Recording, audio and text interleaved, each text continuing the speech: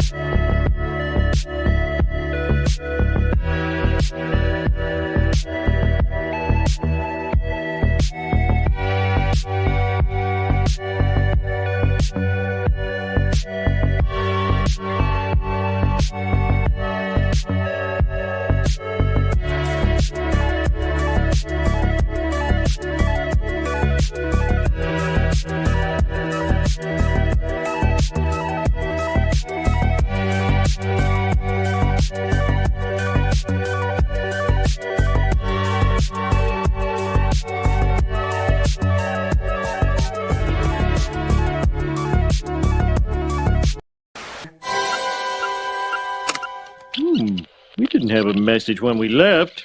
Oh, very odd. And so I wake in the morning and I step outside and I take a deep breath and get real high and I sit to the top of my lungs. What's going on? And so I cry sometimes when I'm lying in bed to get it out of what's in my head and I feel it.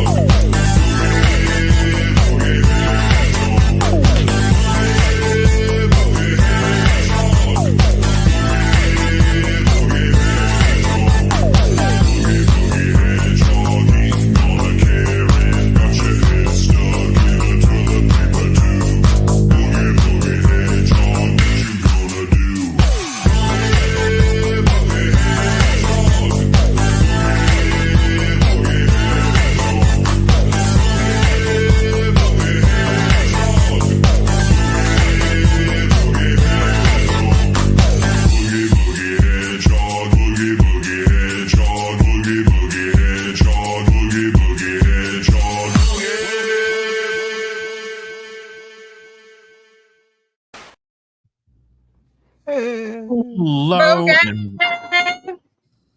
and welcome to Creative Block. Welcome. Hello. Welcome to the short version of the intro because I don't think I want to put any of the creative blockheads loyals through like the entire Iron Mouse freaking Tetris. I thought I was surprised. I thought you were going to do more of an intro. Don't do the Tetris. Are you better at playing Tetris than a Babbo? And then all the babies get hit by Tetris blocks song. It is short and sweet. It is the old The old reliable. Like, I don't get the experience of hearing that one clip, the tune, the home song, the one clip in this intro that doesn't get copyright stricken. Every single week, I get an email after the show is finished.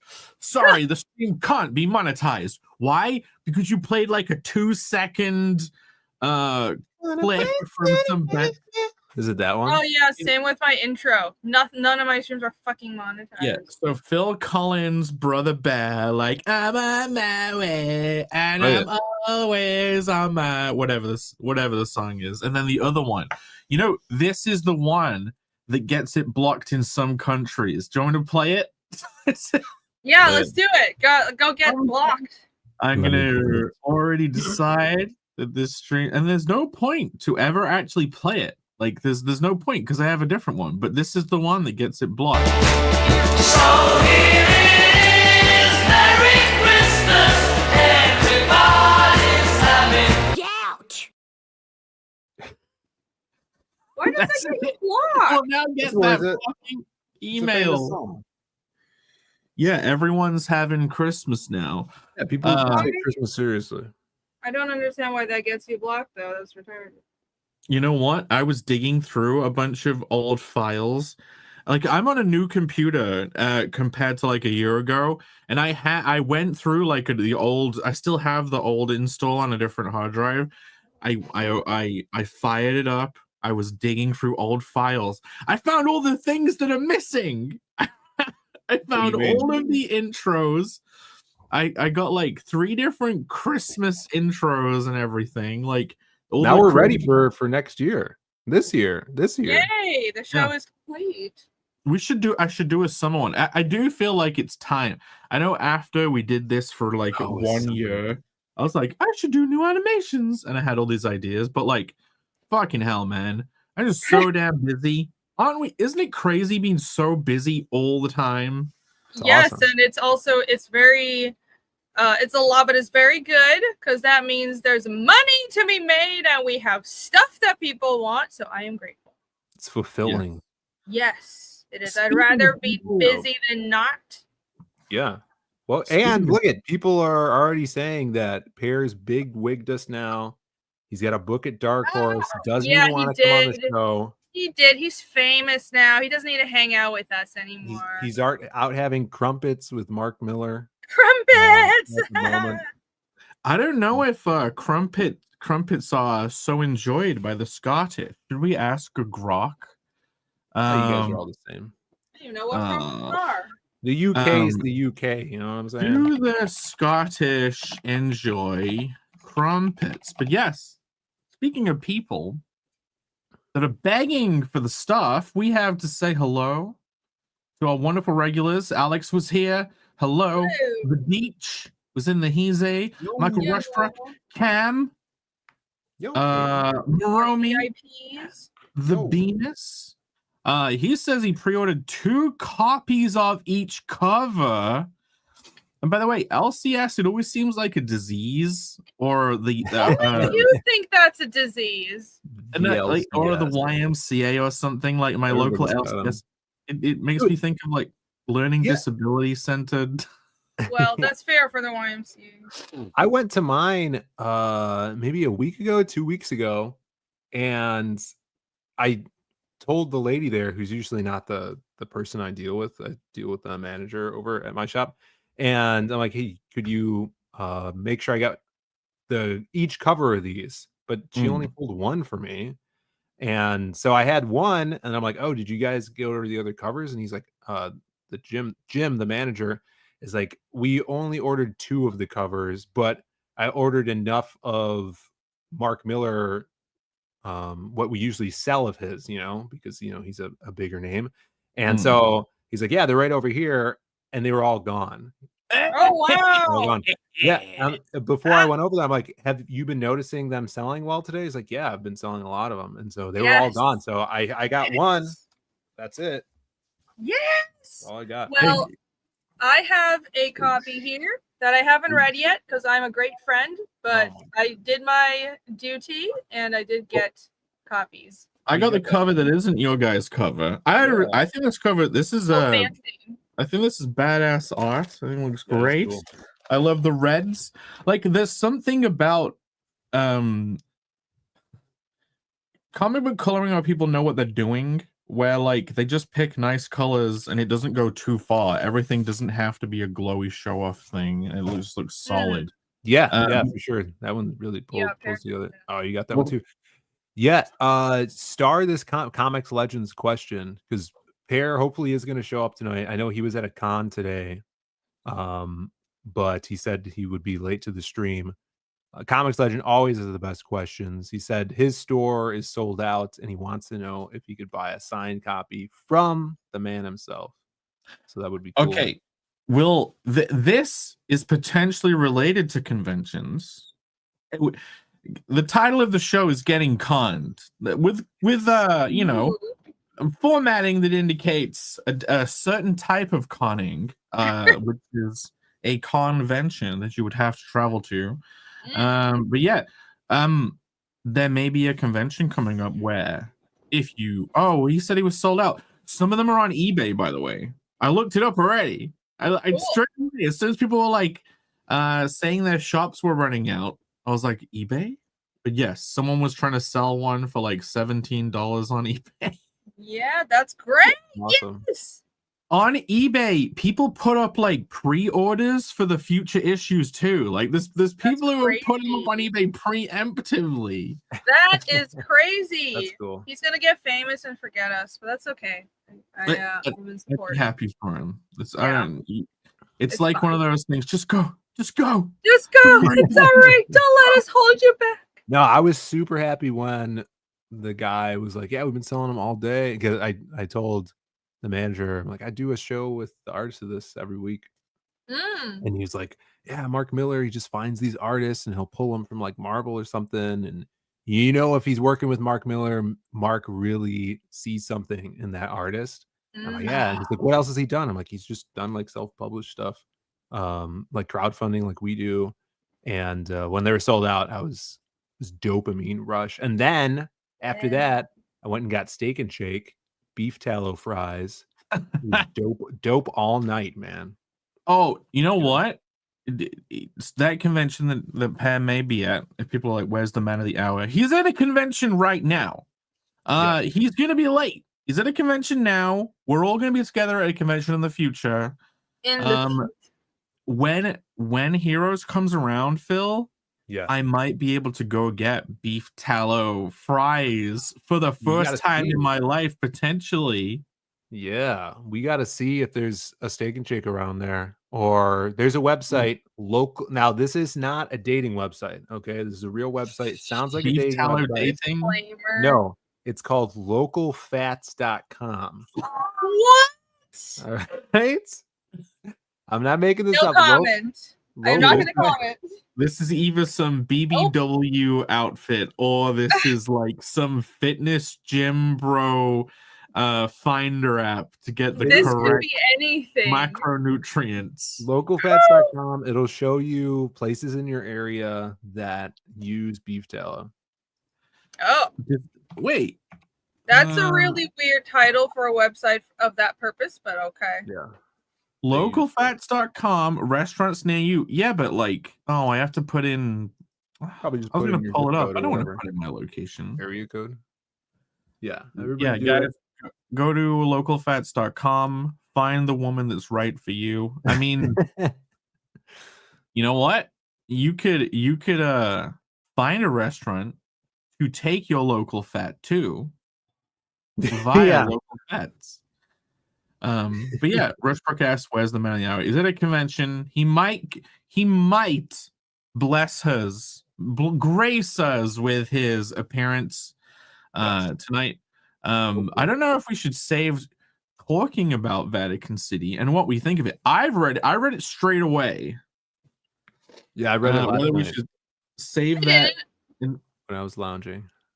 Have you? Who out of everyone here, who's read it? Only his real friends have read it. Yeah, I'm not a real friend. Real friends. Hey, I would say I have the excuse of drawing like 3 covers in a week and getting a bunch of books to print, but you know, it's not really an excuse, is it? So, Yeah, it did come out I'm yesterday. just terrible. Right? This is the I first time. apologize, Pear. This is the first time like going to my local comic shop and like buying a book on the day.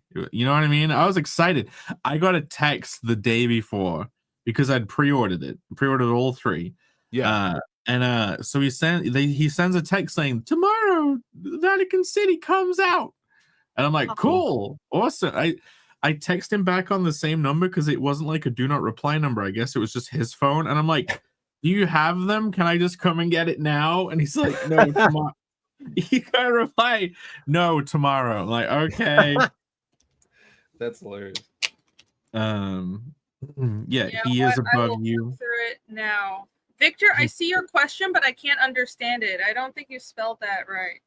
Hey, Victor's in the chat. Victor, you should say loads of random stuff that no one knows what you're on about. Is it this one? Yeah, that's not saying anything in Chinese. That's not correct. I'm sorry. He's telling you to join the Navy subliminally. No. Yeah. I want to draw comics. Wait, you don't get that? God damn it. Trying to see other people say hello to. Hello, Chris. Nail Bunny. Reuben Crow in the house. He's eating haggis. Get us killed. Yeah, that's what they eat. They eat the haggis. Haggis, yeah. They do. I did get an answer from Grok, a very long drawn out answer. Grok's really trying to make itself seem like you're getting a lot of bang for your buck by dribbling on. You got to say, answer me in 2 sentences. I heard that on your guys' last show, Zaid Fridays or whatever. Pretend you don't know the name of the show. You know, Zaid's on a Friday, whatever the name of the show is. And yeah, you guys just tell it. Give me it in 3 words or less. Yeah. Give me the answer in 1 word. You got to put them in a framework around it. You know? But yeah, if I was to skim read this, the Scottish, it says the Scottish relationship with crumpets is a bit like the weather. Present, not always star of the show. Grok really trying hard to put some sparkle in that answer. It really wants a personality, huh? We should all start referring to Grok as he. No, you know, Grok has been exceptionally useful. I'm starting to buy into this using Grok for everything now. Yeah, the Deej says can't import haggis to the U.S. legally. It's considered inedible. Well, it is intestines. Wow. Like, isn't it like a stomach or something with a bunch of stuff? How is that inedible? Says the Chinese girl. Yeah, that is weird. I've never heard that it's inedible or importable. But yeah, my knowledge of it is like you're cooking things inside of a stomach, a stuffed stomach. But like Mexicans eat intestines, right? They eat lots of weird shit. Isn't sausages are just meat wrapped in intestines? So if you can eat sausage, why can't you eat haggis? Really, what's the difference? So we can eat a bunch of artificial shit, but not fucking stomach. I mean, not that I want to. They could keep it over there. It was funny. I think, Irene, you said you'd had an experience with sausages that were linked. Finally, you were amazed. Yes. That was it. wasn't just cartoon characters. No, most sausages that I've seen are just like individual. You know, in Asia we don't even have sausages. They all look like hot dogs, right? It's like you can't really tell the skin and like the mashed meat.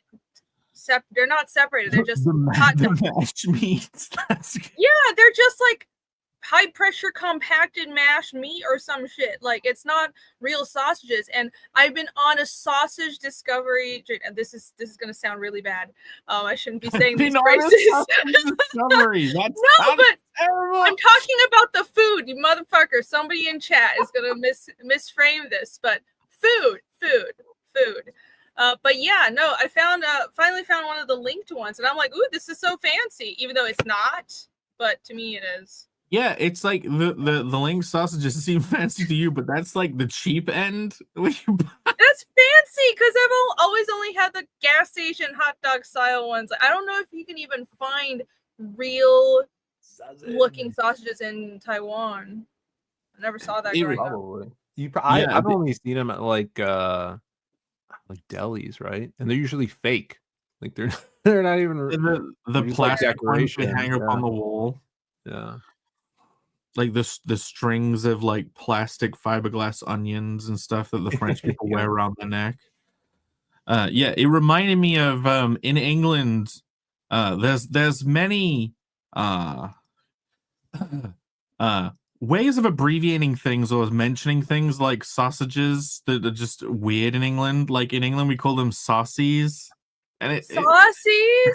Would you like a saucy sandwich? And it like. You guys do have weird ways of abbreviating things. Would you like a sausage sandwich? It doesn't sound like that. You sound like a Jamaican saying it. You want a fucking sandwich, man. But yeah, would you like some saucies? I would never say that because it just sounds fucking wrong. Sounds weird. Do you want some saucies? But it's the same with prezzies. I think it's just yes. Okay. Your Christmas prezzies. Just disgusting abbreviations. Slicky in the house was up. Date night and bring that up. Yeah, the sausage links or the saucies.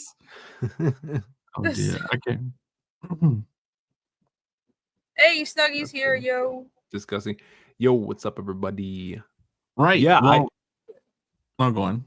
Oh, I was gonna say right when we started the stream, I pulled out a like backpack sling that I'm gonna take to my convention tomorrow and put some original art in. And then inside of it, I found, I guess this is from the last time I used that backpack when I went out of town for some convention. I found a copy of Lost Pages 3. Oh, it's just all bent. Yeah. That's great. Well, that was stuffed in my closet and then inside the bag. And this does happen though. So going to conventions and traveling, you want to always bring your books, even when you're just on vacation, right? So you start finding your own books lodged in random backpacks and suitcases. Yeah. So I'm gonna try to unbend it, and I'm gonna bring it to the show tomorrow, and maybe have it like a flip through copy on the table that people could pick up and check out. Oh yeah, you need to put it underneath a bunch of heavy shit. Improper storage of books. I have this like Bender's Guide to Life book, and I just had it leaned up against the wall, and like now it's done this horrible, like it's the binding is all twisted and it's like wonky now. You see this? Oh yeah. Oh no! Now I ruined this book just by like having it leaned up against a wall. Now it's all fucked. Well, just lean it the other way. See if I could flatten this out. Yeah, just actually, good idea. I should just reverse it, and then I'll be fine. But yeah, Phil, you need to get the proper like Train Spotters fucking plastic laminate like little freaking baggie to put your book in. Like this, I got number Jake. How about that? Perfect. But I got 2 books on top of it, weighing it down. I got 2 hardcovers. I don't know if that'll be enough. Are they both Trigun hardbacks? No, one's a she, and then some pulp, big hardcover pulp book. It should be enough. We'll see tomorrow. Well, Victor says, so is Vatican City good? I guess I could go first on how is your week and just talk about that, because it's probably one of the very few things that happened with my week. Yeah, my week has been. Irene is sitting there complaining about how much work she's been putting into covers. My last week was basically coloring up all of Irene's work.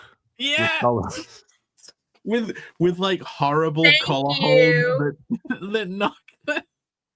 only a little bit, but the colors and the gradients were beautiful.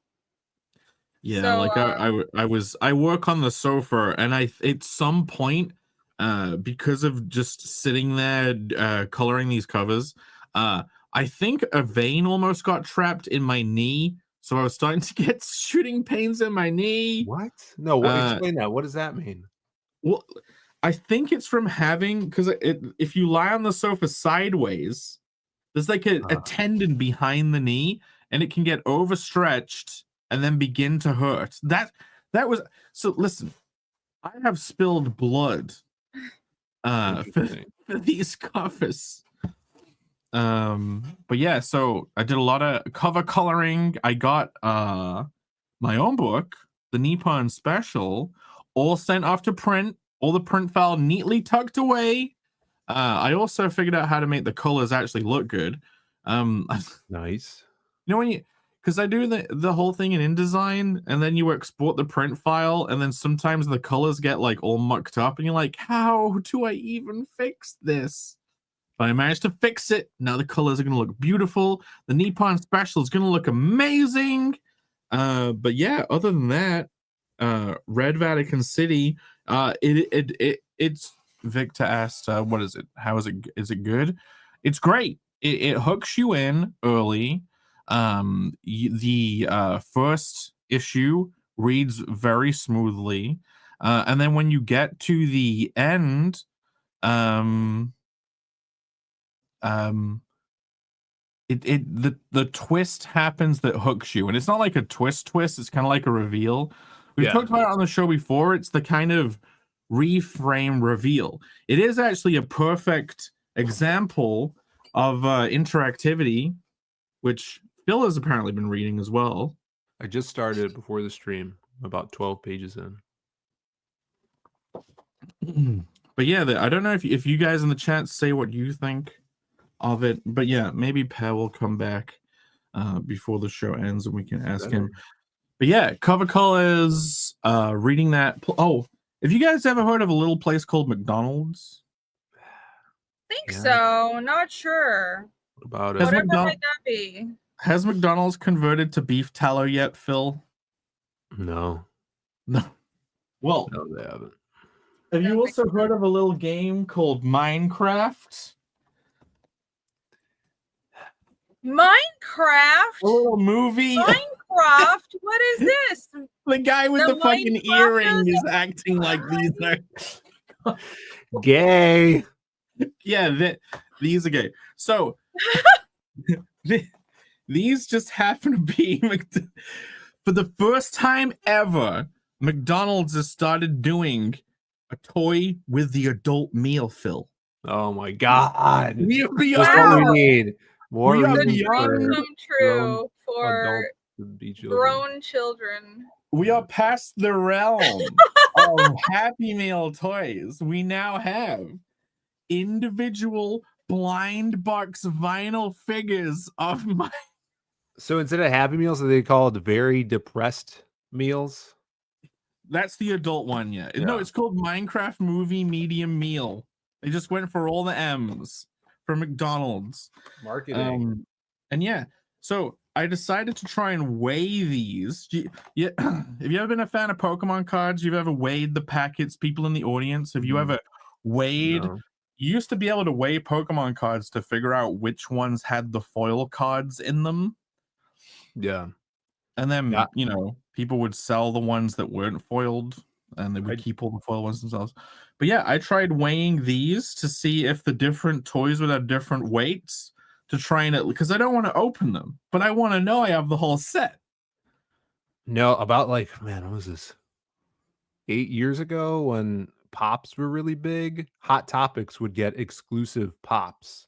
And so the day that they would arrive, Pop collectors would come in with like your kitchen scales or your cocaine scales, and they would weigh each Pop and then open them up and then see how much those weighed and then put online so their buddies could go find the chase ones. And that's what I've been, Phil. That is what I've been looking for. No Yeah. one has yet published the definitive list of McDonald's Minecraft medium movie meal blind box figures. Right. I'm just in the dark over here. I'm weighing them. There's like 4 of them that weigh the same, so I assume that means I have 4 of the same one. I decided to open one of them, Uh-huh. Oh. Can we see which it? means With that the our helmet? hedgehog friend is now wearing a little McDonald's helmet. That's so cute. It doesn't fit very well, but you know. Oh, It's a that's little, fine. That's little small very for the adorable. hedgehog. And like What you a get there's another one in that you get the what else do you get? You get a freaking card with it, and look, hollow foil card. Oh, okay. Cool. And I will not Okay. turn this around because on the back you get like a code to unlock a skin. Oh. But yeah, you laugh now. You refuse to answer now. You judge me now, but one day I will not be able to sell these for very many because I'm sure there's a lot of people out there buying a lot of medium Minecraft movie meals from Mike Donald's who also think they'll be able to sell these one day, and then none of them are worth anything. You'll collect $510 toys. No, the point is to not open them, and then they go up in value, and then you sell them for $10 in 10 years. Listen, this is a way of life for some people. Yeah. I see. Matt, if only I knew that just buying toys and comics was good investment when I was younger. Listen, one day, all of these McDonald's Pokemon like booster packs with promotional McDonald's Pokemon cards will be worth something, I'm sure. You could guys go on eBay right now, type in McDonald's Pokemon trading cards. Look, I got all the colors. I got the blue one on eBay. Jake, I think you Super Chatto. I should get rid of them. How old are those? I think there are a couple of He's a filthy a couple of years at this point, maybe this is a couple of years ago. I can't remember. 1 year ago, 2 years ago. Radium Radio says Hyper Wizard is a filthy flipper. Hey, no, this is McDonald's stuff. This isn't me going to Toys R Us and buying like their whole stock of Pokemon cards. But I make money however you have to. I think you have to buy the stuff that's not popular. Like I have one booster box of Pokemon cards. You guys can look it up. Look up on eBay, Pokemon Plasma Storm. There's one of them on eBay, and it's up there for like $14,000. I have one of those. It has been under my TV for like 10 years. Sealed. Wow, I don't know what any of that means, but right. that's worth money. Should sell it. Yeah. Victor says super chat Jake. Okay. It's the same thing, Victor. These knees and the how panel. Okay, that's a little better. I think that's are you 你真的好高好帅. I can't tell without the tones, but I think that's saying you're really tall and very handsome to the panel. Well, I am tall and handsome. Thank you. I know. There's no other way to read that. I'm at least not short. You know what? Kind of medium height, a little bit above medium. So yeah. I can't really remember. Everyone here's handsome. They called scalper because they're trying to get ahead. Get ahead. Whoa. But you have to get the thing. The only way these things go up in value is when people don't realize their value at the time and don't bother saving them. Like, no one gave a shit about that Plasma Storm booster box. They wasn't as big. Now everyone's collecting Pokemon cards. Like the ones, the boxes that people are getting from like Toys R Us now and just hoarding, if Toys R Us is even still around, like they're not going to be valuable because everyone bought them to hoard. Like the rare Lego sets that are worth stuff are the ones that no one bought. Like people bought the several versions of the giant Bowser Lego from Mario, the huge Bowser.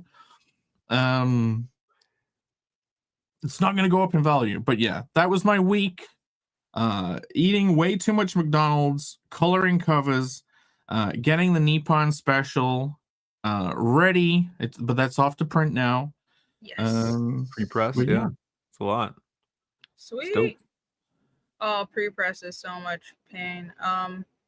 I guess speaking of Nippon special and pre-press, I can segue right into my experience with that. But also, Victor says, I thought it was, are you fucking retarded? No. Are you fucking retarded is 你他妈的智障啊. It's different. It's very different. Okay. So, yeah, I have spent the past week and a half furiously penciling and inking 3 covers, which is pretty fast for me because I am autistically meticulous with drawing covers, and I really shouldn't be, but I wanted to because I can't help, but I need everything to look really good, even though I know I need to be fast. But thankfully, it looks like I'm still going to print on time. I just got the print files together. I haven't hit send to printer yet, but it'll be on time. So yeah, fingers crossed. I'm very excited. That's pretty much been my week. I haven't really done anything else other than, oh, guess what? I just read Vatican City. I totally read Vatican City. What a great book, everybody. No Amazing. way. I support my friends. So I made comics and I consume comics. Good. There you go. Yeah. So what do you think of Vatican City that you definitely read? I like the ending. Yeah, what was your favorite part? Well, I thought it was gonna be zombies, but it turned out it was vampires. Mhm. And the thing, I mean, I guess spoilers. And at the no, I actually did read it. I read it while you guys were talking. Well, the vampires thing was in the solicitation ads. Okay, cool. In fact, Well, the I didn't look. The pitch line is 8 million vampires or something like that. Yeah, My 10 brain- billion My brain zombies. warped that to be zombies. Oh, okay. So I thought my brain remembered it as zombies. So I wasn't paying attention. So I went in thinking it was zombies. And I'm like, they're talking? No, it's vampires. So that's kind of cool. I find it rather unbelievable that the US would fall that quickly to vampires, but who knows? But yeah, no, it's a cool setting in Vatican City. I am a bit of a history nerd, and there's a lot of history there, so I think it's cool. I'm excited for the next issue. Yeah, well, the thing is, the whole in the beginning, it basically says, in the beginning there were vampires, and on the second day they took over America. But no, I mean, is Phil frozen? No, No. Like, No. I like I- to sit very still. I think the idea with vampires or zombies is it's exponential. As soon as they start going, they make more, and then those other ones infect more Right. people. Yeah. So Yeah. it's like boom. If you target the right places, It's a virus. Yeah, that is the scary part Wow. about it. Yes, indeed. But yeah, shall I share Shell? my cover work? Let's see.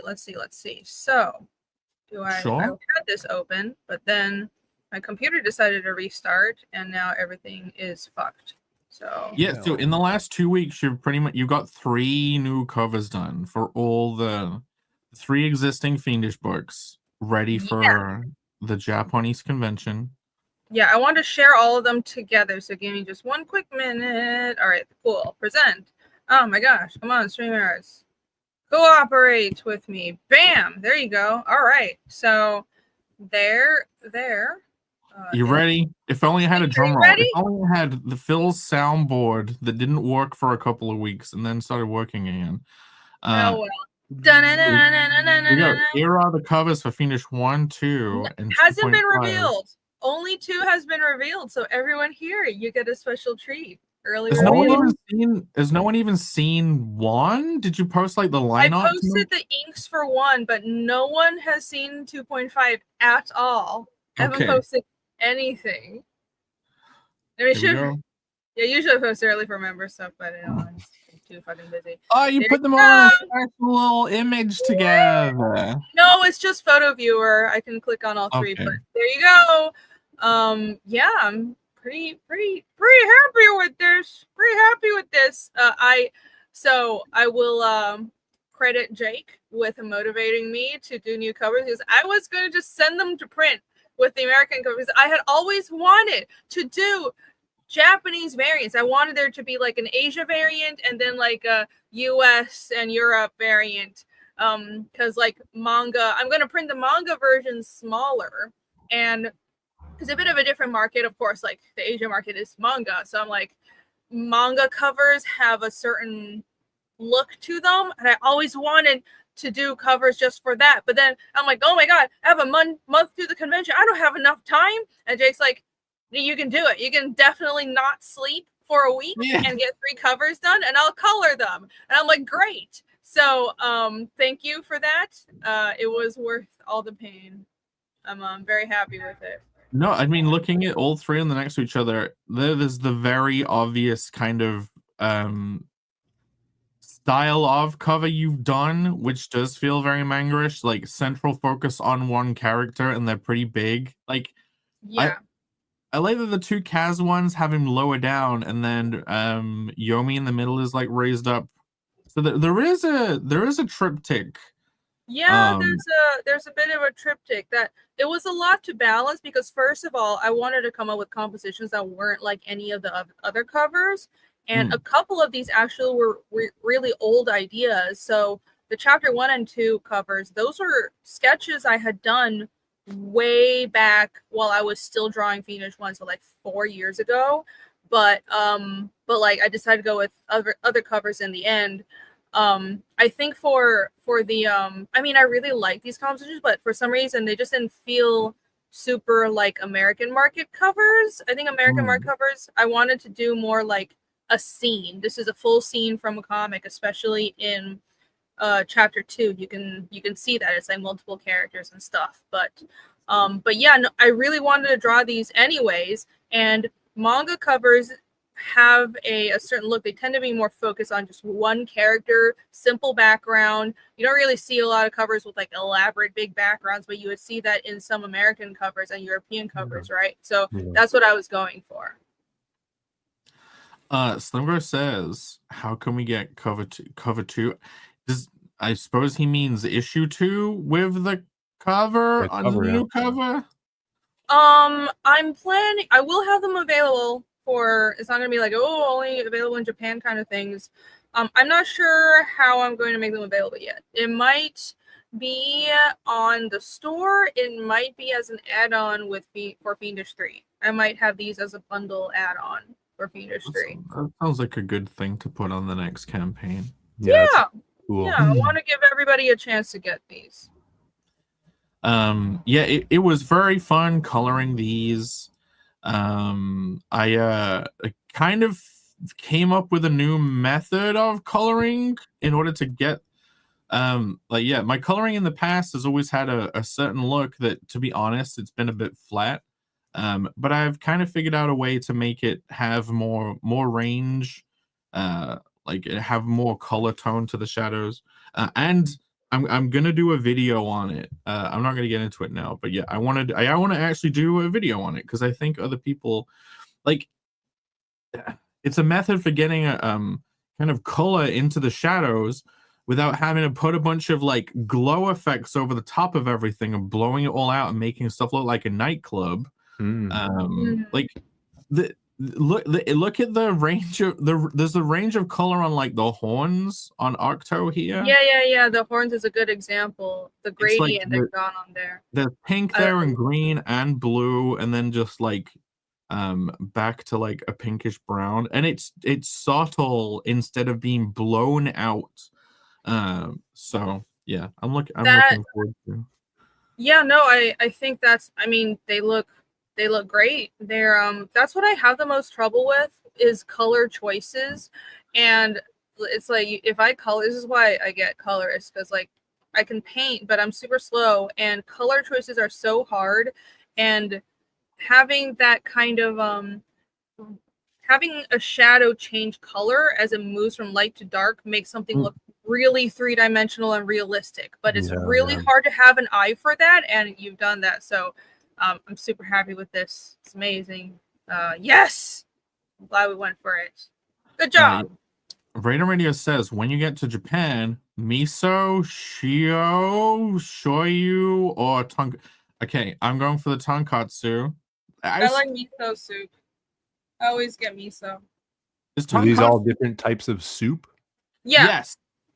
The last I one like the one where it's like the clear broth with the little green onions in it.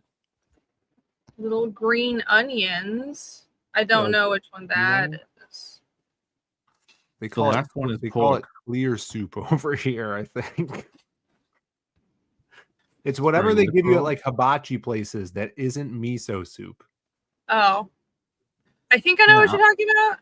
Alex says miso horny soup is the full name. Oh. Oh my gosh. What Yes. soup is that? I'm gonna ask Rock. Not pho. That's that's Japanese. Yes. No, so Japanese. Vietnamese? I'm gonna ask Grok. He's my boy. Bailey says curry is the best Japanese dish. I have discovered that I can just go get like katsu curry sauce and just cook chicken and put katsu sauce in it, and it tastes extra special. Brilliant. Alex said his favorite is where is it? He said it was 2.5 is his favorite. Oh, he's in like well, I'm glad to hear because the 2.5 one was I almost didn't do it. I was gonna use just a poster we had from 2.5, like a free poster from the campaign because I was like, I don't have time. But then I decided I had to do a cover, so I penciled and inked that in. Hold on, let me go to it. I penciled and inked that in a day. So I have never worked this fast before. I'm very, very proud of. I colored the whole thing in a day too. Wonderful. High five. Yeah. Oh, I have the art. I have the actual art. These are all physical art pieces, by the way. Here you go. Well, here we go. Oh, nice. There you go. Yeah, this is super cool ink. That fur, that's really cool. The coat. Go. And so this is a physical piece, and I think I showed the chapter 2 cover last time, but here's the chapter 1. So these are all physical pieces. Behold them. Are you planning on offering those somehow? Yeah. Okay. Somehow. I will not probe anymore. I don't know how. I'm thinking right now my plan is to have eBay auctions. You can unfull screen me now. Run eBay auctions concurrently with the chapter 3 campaign. Oh yeah, sorry. So I might do that. Yeah, I'm thinking of. I know having the original art on the campaign boosts the campaign numbers and it looks good, but it's like I like having the eBay auctions because it gives more people a chance to bid and get the art, and it's not sort of a first come, like everyone nabs it and first come first serve, and some people just aren't there for the launch or they're not there for the live stream auction. So I think eBay auctions give everyone a fair chance, and yeah, I'll probably have these up with the next campaign. We'll see. Awesome. Okay. Yeah, it sounds like you had a very busy week. Yes, very productive. And slightly nerve-wracking, but all's good. Yeah, I still have a couple of things to do for the convention, but it's not much. So it looks like everything is getting done. It's good. A lot of scrambling and getting things fucking shipped to Japan, booking travel and stuff. Oh my god, my poor wallet. If anyone wants Fiendish merch, now is the time to buy it because holy shit, plane tickets are expensive. But yes, productive, and I'm very happy with the results. Before we move on to Phil, we got another super chat for $2. Irene was a girl. Whoa, she Juan. So that means he like. I like and then it. Aaron. You can read that, right? You love Chinese to read that. Yeah, I know Wo Shi Huan, but I don't know what Na Ren is. Is it like Ren is supposed to be person, but it's pronounced Yuan? No, Zhen, that is person, Zhen. Okay. Nanzhen is men. He Hey, likes we men. accept you, Victor. I like the men. Yeah, no judgment from us. Well, I'm happy for you. I judge you. Thank you, Angelina. Well, There you go. yeah. Let me go back the to only- framing all of these again. There we go. Ooh, Beautiful. Yeah. Beautiful. So yeah, that was my week. I'm done. Yeah, it was fun doing the first one with all that orange, but then the other two, they still. They make a great set. I'm very They proud of do. those. You should be. Yeah, I love the skin color on her. It's really, really pretty to look at. Yeah, I kind of like went over it and shit all over his colors and added stuff like embers and. But yeah, She made her more blue. She made her more blue. Like, okay. I did. I made her more blue. Because the way I color, you can kind of tweak everything afterwards. Because you know, you just refine your decisions. She's obviously found where all the pulleys and levers were to change the colors, and ended up making her skin like more blue. Yeah, it looks great. Yeah, he says as he cries internally. Well, the one that hardly looks changed is the 2.5 one, because I guess I chose the perfect greens. No, the 2.5 color choices were beautiful. I didn't need to change any of that. I just added little painterly details that nobody gives a fuck about, and I added the blood stuff. So yeah. Cool. Oh yeah. I don't know how to render blood stuff, so you always add the splatter. Blood is fun. But yeah. The only person who's even here to talk about that week is Phil. And it's kind of good that you're going last, because hopefully it'll segue into today's topic of conventions, of which I do not have a presentation, but I do have kind of questions, talking points to see if a discussion comes of them. But Phil, how's your week been? And did you get stuff? Did anything? You were gonna do maybe have a book ready for this convention, and I'm wondering if that came through. But yeah, go. Everything happened this week. So if you guys don't know, this weekend is the Chicago Comic and Entertainment Expo. That's what C2E2 stands for. Downtown over here. And once again, we were summoned to bring out a bunch of arcade games because I work for a giant arcade out here. So all week was packing that up, printing banners, designing News Aid Comics banner, which I should probably pull up a picture of, because I did do that, which pull it up. Was super cool. New business cards. Where would this be? Right here. I showed it on my stream earlier today, but here is the cool News Aid Comics banner in my kitchen. I took this picture last night. If you guys never put together a banner thing, it was kind of weird to do. Like, actually put the actual banner in the sliding little unit thing from. You had to put it in. Oh, so you replaced an existing banner by just getting the printed segment? No. So you could buy this off of Amazon and then have your own. Like, we printed this at our print shop.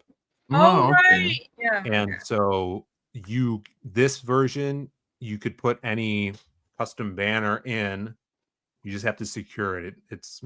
I had to watch a video of an Asian lady doing it to understand how to do it. But yes. Yeah, it's pretty easy. I've changed banners out. So yeah, I got a bunch of cool, kick-ass, awesome art on here, and to pull people up, we got some of the people, Lost Pages, Magic Cop stuff for the new Western. So I got that done. I got new business cards made, and I accidentally printed my email wrong on the business card, so I had to remake them because I'm retarded. But here's what the back of the business card, and the Oh, Oh, and I Michael like the, Brushwood. I like the white line at the bottom that Well- looks like it wasn't intended. So these are hand cut. So this one might look better to you. So Okay.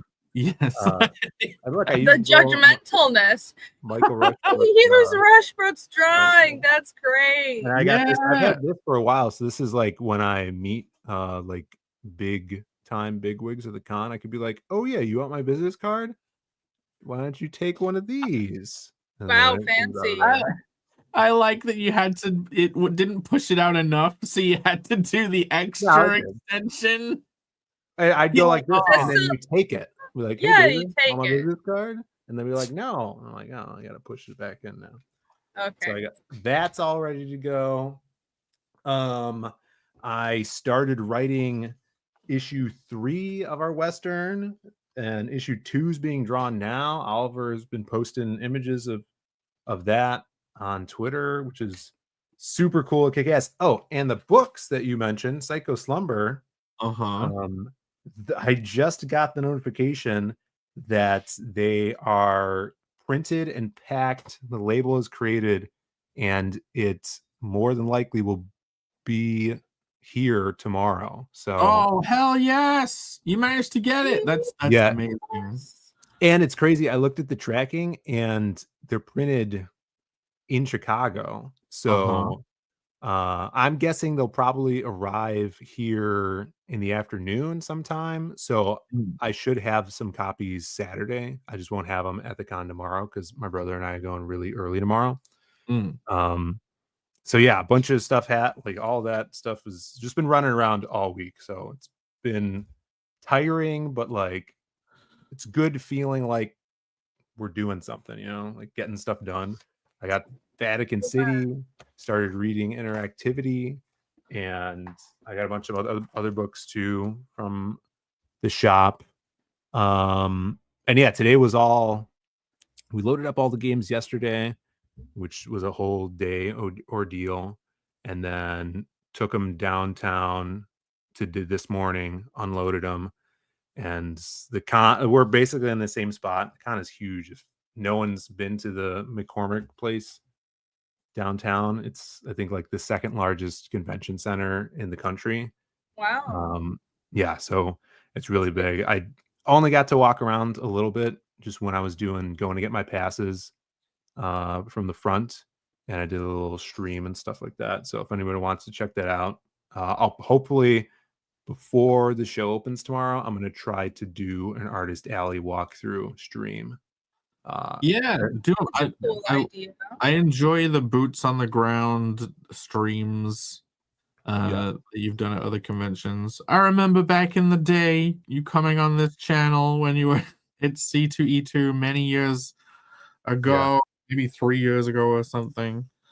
Yeah, it's fun. So that'll be early though. So my brother and I are probably going to get there at like 9, and then I think the show floor opens up at 10. So hopefully I could do a little run through of that tomorrow, but it'll be cool.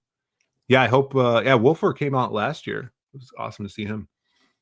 But yeah, we'll have a bunch more stuff this year, and a bigger setup. Like our booth is huge, and my boss brought a bunch of Godzilla figures that he 3D prints, so we'll have that stuff there to show off as well.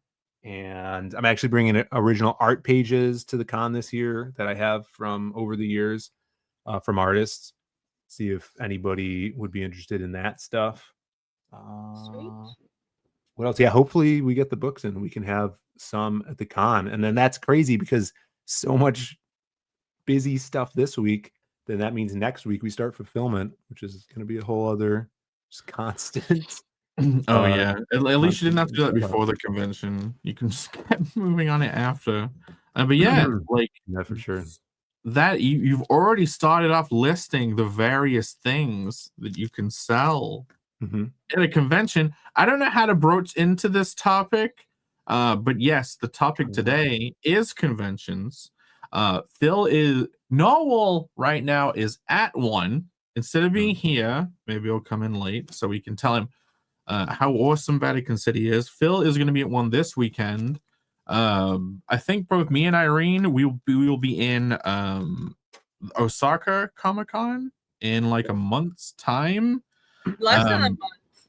Is it less than coming okay? up. Yep. Time is slipping by.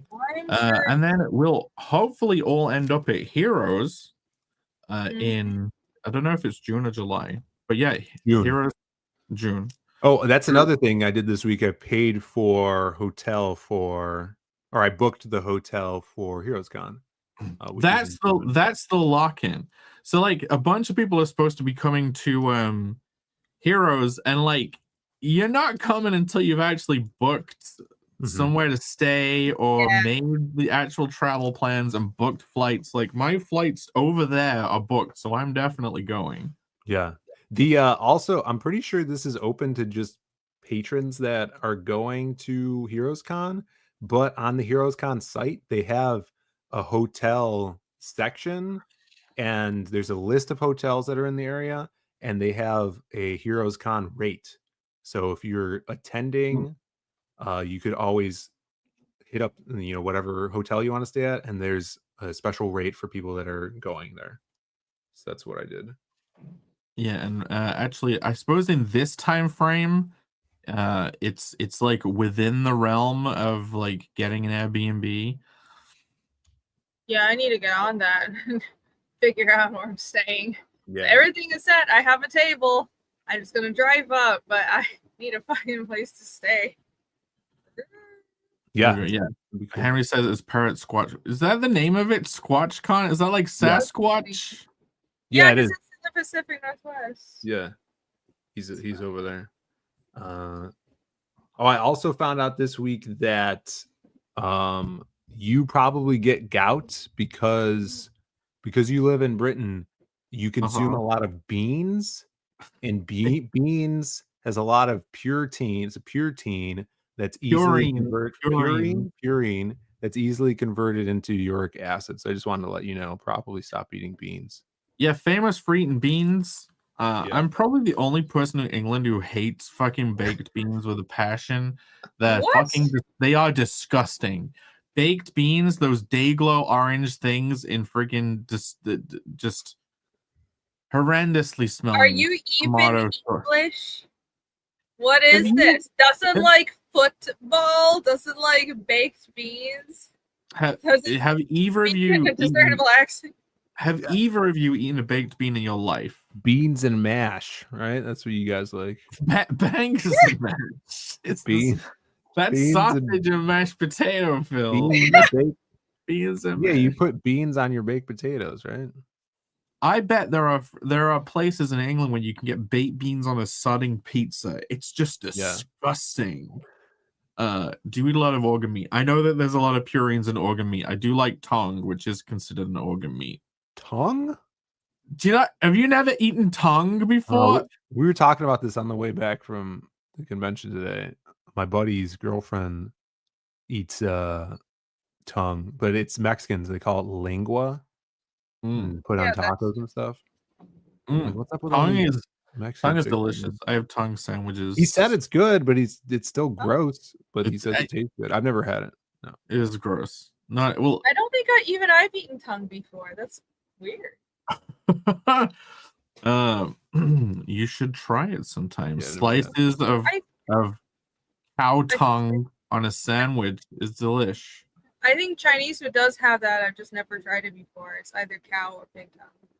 There's some freaking like Asian tucked away country where like people casually eat monkey testicles and they look like little kidney beans. I'm not making that up. This isn't a weird thing. It's weird to me because I'm not from there. But yeah, you can go to. Yeah, you can eat tongue in Japan. You can go to hedgehog cafes in Japan too. That's what I'm looking for. I'd probably try it. The monkey testicles or the tongue? The tongue. Neither of these sound good. We're talking about Wangers in the and beans and testicles. Okay, we got a Nod report. Novel is tweeting about Miller's compliments on his art. One of the best drawn comics in recent years. Amazing. Oh, that is something cool about in Vatican City, he's obviously doing more adventurous layouts that look more like typical comic pagey stuff, right? Instead of the comic being broken down into like movie style shots. Hey, Wenger. What's up, That's Wenger? the first time he's ever been in here. Welcome. Good to see you, bro. Hello. What were we Lance talking Daniel says his mom was tricked into eating bull testicle once. about? Oh, that's not nice to trick people into eating stuff. They don't Do they know come with that a that's dangerous. special dressing? Anyway, look, I don't know if I want to get into. And you guys have all this weird stuff, and you're like, "Ooh, chicken feet is weird. Why do Chinese people eat chicken feet? Chicken feet is fucking nothing compared to this." Chicken feet is weird. No, it's not. How is It's there any like- meat on a chicken feet? It's I like know. There There isn't. It's just a bone little and chewy skin. snack. It's a snack. It's a street food snack. Yeah. There's probably even less freaking meat on it on one of those chicken feet than there is on a goddamn buffalo It's, wing. like you don't a eat a skin, whole right? meal of it to get full. It's a snack. It tastes nice. I Tastes can't. nice. Yes. What does it taste of? Does it just taste of? It's like a potato chip. Yeah, it's like crispy chicken. It's like chickens. You know how crispy chicken skin, when you like roast a chicken, that's really nice. It's kind of like that. I don't know. This is the Nice. part of the show. This is the part of the show where I wish I had made a presentation just so I can. You know what? Fuck it. Stop I talking made about a chicken feet. I made. If I go to share, I could. Y'all probably hear bring talking about bull testicles, and they're like, chicken feet. Oh, Have you had chicken hearts? I think so. Ugh. I didn't like it. Yeah, I saw a video of some lady at like a Brazilian steakhouse. She had like a bowl of chicken hearts, and it was like, oh, you could see that 20 chicken died to make this bowl. Like one of those hearts, each of them was in an individual chicken, and they were only like this big. Oh, Yeah, chickens are tiny. Maybe they need Right. to stop making a special growth hormone that gives chickens For the heart. oversized hearts. let's bring dinosaurs back. Anyways, Okay. conventions. Yeah. Some person says Jake half-assed the presentation. Make shit up to distract as you make it. Okay, wait. We can do it. I'll just I'm saying I wish I had a presentation ready to segue in halfway through the monkey testicle, chicken heart, and bull testicle. You know where situation. you won't be getting monkey testicles and chicken feet and chicken hearts at conventions. So the presentation I wasn't going to bring up and was just going to use as talking points on my end. I guess it'll help us segue into the discussion of conventions. There's not even a Napoleon quote. We need a Napoleon quote about all the comic conventions he's been to. This is terrible. This is half-assed. It's the same gray as last time. But yes, Well, today we are talking will about. add the spice and color to it. Let's talk about the food at comic conventions. No, Okay. no, I don't want to. It's overpriced shit. Any stream that ends up talking about food is like dead already. You know that you have nothing to talk about as soon as you start talking about food. It is a sign of absolute failure. I disagree, but we also aren't here to talk about food. There's a ramen place. All right. Okay, moving on. So conventions.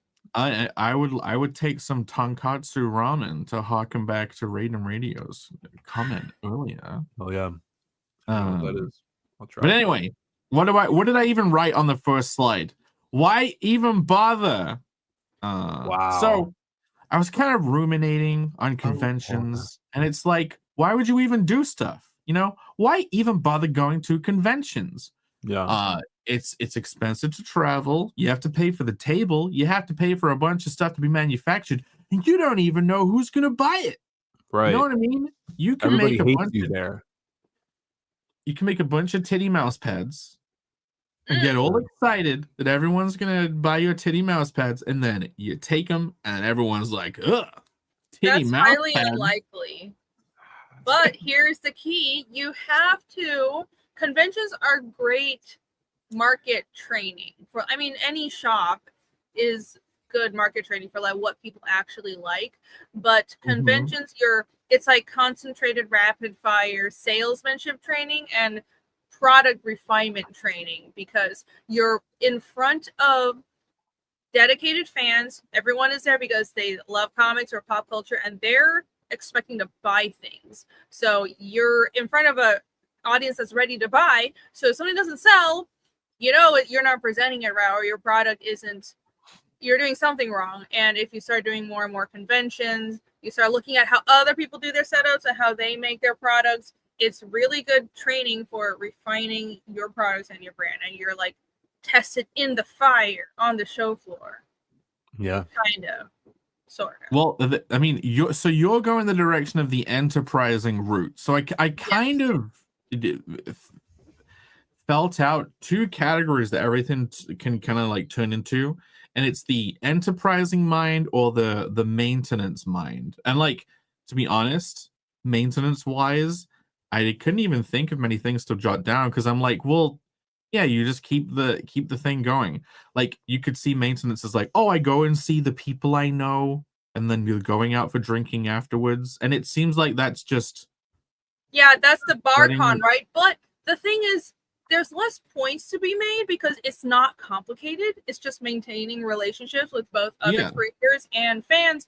But that's really, really important, because I've been doing conventions for 17 years, because I'm old, and I have people coming up to I mean, you saw this in New York Comic Con, someone that remembered me from New York Comic Con like 7 years ago, and they brought up a commission that I did 7 years ago. It's like, hey, you're back. Remember, you drew this for me. Cool. I'm gonna buy a book from you now. Like, the same, because we as artists, we travel, and creators, we travel to different cons. But remember, the people that are there, they're local, so they're probably going to that same con every year, and you Yeah. kind of build this relationship with not just the artists that you kind of like the comics community.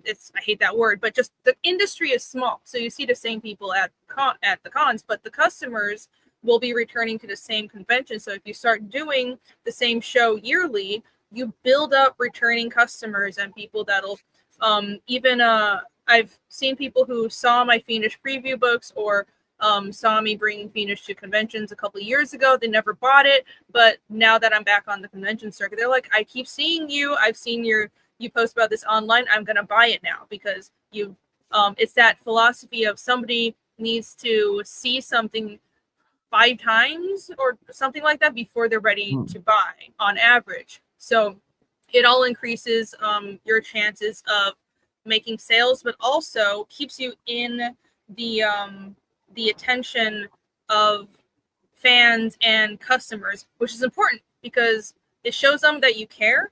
It's not just, oh, I'm shoving my product in front of your face. The fact that you're going to a con shows that you care about your product, and that's appealing. Yeah, I mean, we even back when I did my own and helped friends with comics back in the day, like, you would still, even then in like 2008, 2011, you would have returning customers or people that saw you at other shows. I don't know if you've had that experience, Phil. Like, how often do you, because you do C2E2 every year? Yeah. We've been doing it 3 years in a row now. We've done Wizard World back in the like years ago, but C2E2 is like our biggest one. And last year, I noticed people coming back to get our new stuff, and like, oh yeah, I recognize you from last year. And they're people that like the first year we were there bought everything we had, and they came back, and they don't follow us on YouTube or anything, or our crowdfunders, so they're there for the new book, which is really cool. And it's crazy because last year at this time we had just got Lost Pages 3, and that was our new book. So if we have this new one this weekend, that's going to be awesome. Hopefully those guys come back and they can get the new thing. But yeah, that's, especially if you find a convention that you have a groove with, that you really enjoy the staff, and you're making money at, then you're going to have those people that come back. Because like you said, Irene, these shows, for a lot of people, they're their local shows, even if you're not local to them, you know? Yeah, speaking of crawling back, Oh, no. let me see if I can find a clip that would work for our new making the big bucks now. What? Mr. Famous. Mr. Oh, my Sa- goodness. I think this clip would We're work. not gonna let this money change us. What are you talking about? This money is our ticket to the good life, starting now. Ah! It's not a liquid! It's a great many pieces of solid matter that form a hard floor-like surface! Ah!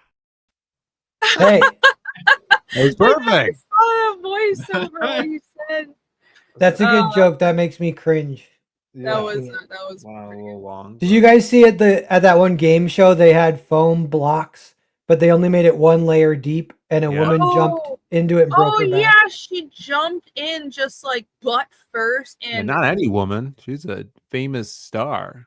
Well, she's a famous star kind with a of back star, brace Phil. now, Phil. So Ah, she's that's a fine very now. unique TikTok she's gonna have. That's yeah, she fractured her She's not a spine or TikTok something. star. Yeah. she's gonna be on local Crips instead of local pets. Yeah, that was hard to watch. Yeah. That I was- shouldn't break her back. She just bruised her coccyx. That's Yeah. honestly watching her jump into that. It's like imagining jumping like 3-4 feet into the air and just landing on your butt from that. Yep. I'm shocked she didn't break more. I felt really bad for her. She did not have a lot of padding, you know.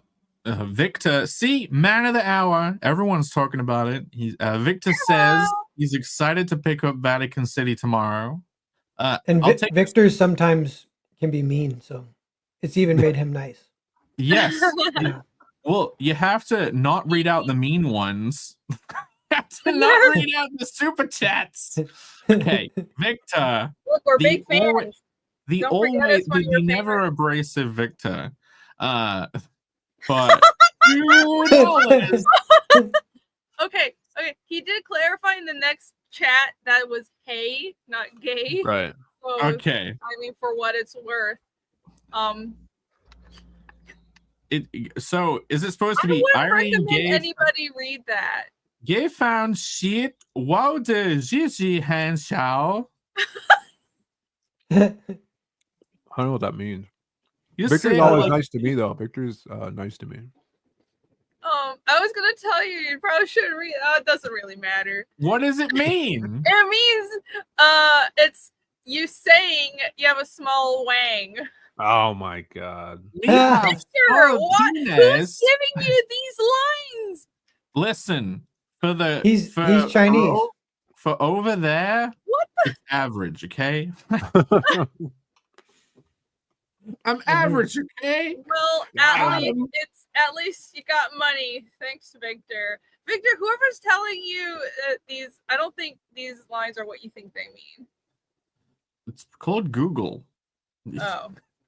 Wait, No, here. Gigi he's is writing saying the them. pronunciations. Google isn't going to translate that as Gigi. Gigi is slang. Okay, Hmm. I bet you he goes over to Google, he types in probably what he is. wants, and then he gets it to translate it, and then he clicks the little microphone, the little speaker thing, and then the little robot goes, "Xi Huan, what this is? Xi Huan," and then he types out the phonetics of whatever it is. Okay, hold on. I mean, I'm gonna look up on Google how they would translate that term because I think you Okay. probably have bad friends feeding you bad Chinese, or maybe not. Maybe it's intentional. In which Chinese case, pickup good for line. you. The Deech says it's Mr. Novel to you guys. Yeah, he's riding high. He deserves full screen for 5, 4, 3, 2, 1. Okay, now Hey! I don't like talking when I'm on full screen. I know it's always so much pressure. You're Yeah, looking at yourself. but Never I mind, just came correct. from a comic convention. It's called SquatchCon. It's in Port Angeles. Yeah.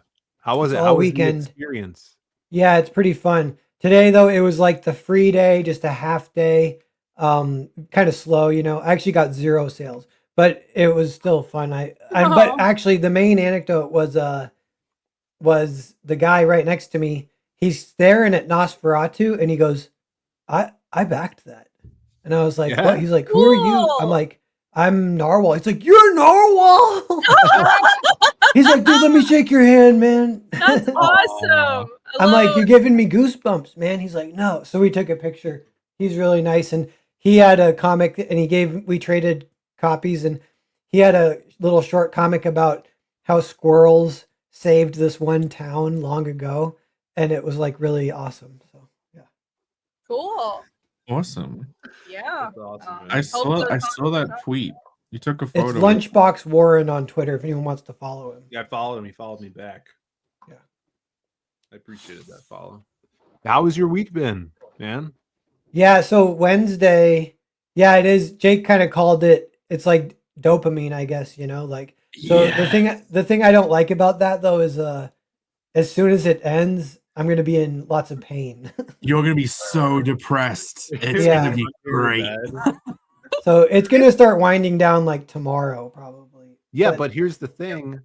You got it again next month, man. I know, yeah, like May 20th. And actually my birthday is May 19th, so I will maybe mention that. And issue 2 is going to blow minds. The story's a lot of fun. I can't wait. I got a little optimistic prediction. I kind of do think that the way issue 2 compounds on issue 1 with like ratcheting up all the things that make the story great, Yeah. it will get people talking even more than they already are, because there's a lot of people talking, but it's potentially just in our bubble, but it's like Narwhal gets his chance out of the indies. We're all getting our chance vicariously through me a little bit. Yeah. And so everyone's like rooting for it.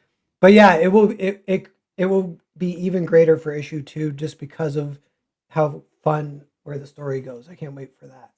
Yeah, the ending was cool. We've all read it. We're fully informed. Jake and I actually read it, and then Irene read it on stream. Irene got skilted into skim reading it. How is that?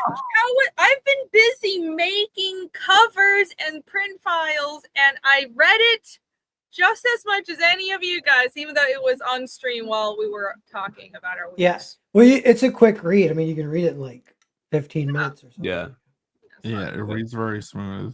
The way it ended in the first issue was great because it was like a sudden interactivity blast because it's a reframe that then creates the huge matrix. Yeah, he's the best at those. He's so good at that, and I'm trying to steal that from him with my own stuff.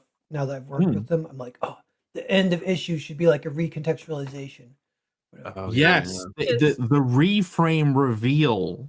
And then you just leave people thinking, well, what does that mean? And then you do something super interesting with it. I bet. Like that stuff is almost like he's a genre in of himself by doing that. I feel like he would drop stuff like that in all of the comics I've read of his. Show that spread again, Irene. Oh, hold on. I was reading Vatican spread. I really enjoyed the action. And like the brutality, like the sword stuff looked really cool. The gore, yeah, look at the spread. really cool too. Yeah, because of the glow effect on those doves, I was like, wait, have people died in this like spirits leaving the Vatican? Yeah, that's like the headcanon. That's the previous story that doesn't have to do with this one. It's just like super holy, right? Yeah. The shot of it. Yeah, I was holy. It is. It's like a very peaceful, serene shot.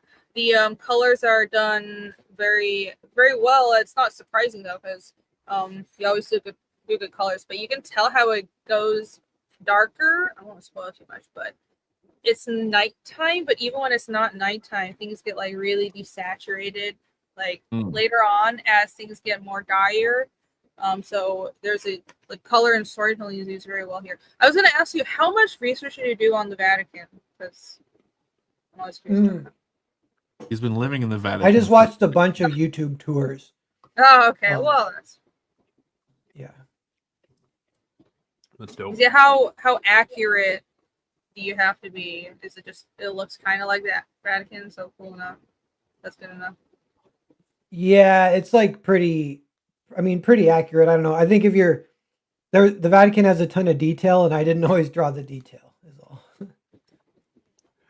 Have Yeah. you have you? Well, I saw Scott Snyder tweeted about it. That was cool. Yeah, he said he was looking forward to it, right? Something like that. Mm-hmm. I know, and I was hoping he would follow me, but he did not. So I'm working. I'm thinking about doing a Absolute Batman and Guido Calvetti crossover illustration called Absolute That'd be Guido. cool. Yeah, but if I post it and like tag Snyder, I don't want Mark Miller to be like, oh, he's a social climber. I see how it is. You know what I mean? So I don't know kind what of to do. don't think he would have that point of view. I kind of don't. Yeah, think I that don't would be think his anyone internal monologue on that. cares. He'd probably Okay, look yeah. he would probably look at it and go, "That's an awesome drawing." I know. Only crazy people are like, oh my god, you're like being a fan of things, or you like someone's work and you did fan art. That means you're scheming. Like that's fucking only crazy. It means that the people that think that in reaction to stuff, it means that they want to do that, but feel like society tells them they can't do it because then they'll look scummy. Projection. It's always projection. Oh, yeah. Okay, well that's Maybe actually some of us are just fans of stuff. Yeah. If someone is usually jealous or resentment, it comes from like, I decided I wouldn't do that because society said no, and that person is doing it. How dare that's what like. Or they do it and it doesn't work, and they get jealous of people who do make connections or whatever. It doesn't matter. Well, I've had Henry's comment on the screen for ages. He says, "Isn't Vatican City part of the larger Millerverse?" Is it? Yeah, and the Millerverse is like two things. That the stuff that doesn't quite fit with the canon, it's just in canon a story in the universe written by a Mark Miller who exists in the universe. I think Stephen King kind of has stuff like that, you know what I mean? Yeah. And then the stuff that does fit in canon is the actual Millerverse. And I think that stuff is a lot of like Kick-Ass is like real. The Magic Order is real. But the one that isn't is the superhero one, Jupiter's Legacy. That is actually not in the same universe. That's a story within the universe. So this, I'm pretty sure, is a story within the universe. It's on the same level as Jupiter's Legacy. Yeah, it was referenced in Magic Order, right? There was a painting of this. Yeah, they actually go into the book. It's the extension of the Dracula novel because they say like in like whatever in Magic Land, novels extend from the beginning and the end past what's just written. And if you go 100 years past Dracula, then this is what happens. That's cool. Yeah, that's crazy. Yeah, the thing by an artist in the universe is kind of like how in Futurama, The Simpsons is a show that existed. Right. But not the other way around. Yeah. Yeah, man.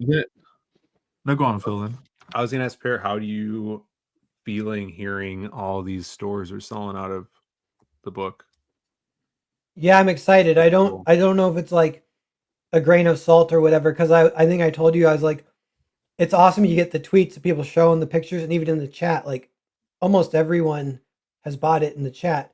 So if in the chat, if there's like 50 people, that's 50 books. And I've seen on Twitter like 100, maybe 150. So we're up to 200 books sold. So I'm like, all right, 200, let's go. 200 is pretty good. Those people, well, like me, Aldous, I think like 3 people in the chat here all said that their shops were sold out. I saw Adam Lawson couldn't find any in Hawaii, so he had to get the digital copy. And when I talked to my LCS guy, he's the guy that orders the books for the store. He's the store manager.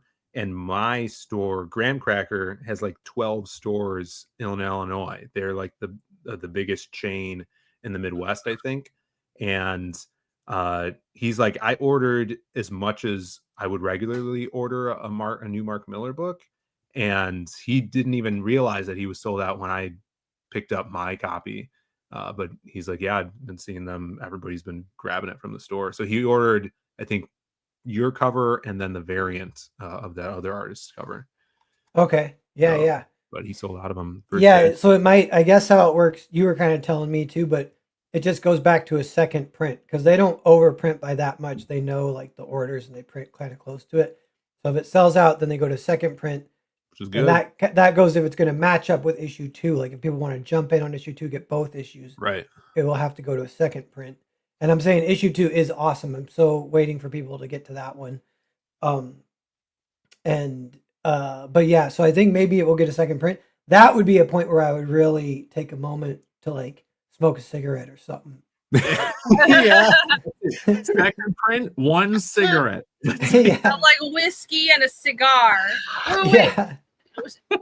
Second print is a cigarette, and then when you hit 50K, that's whiskey and a cigar. Yeah, that's Heroes Con. Heroes Con Yeah. issue 3 will probably be out, and then that's Yeah. out.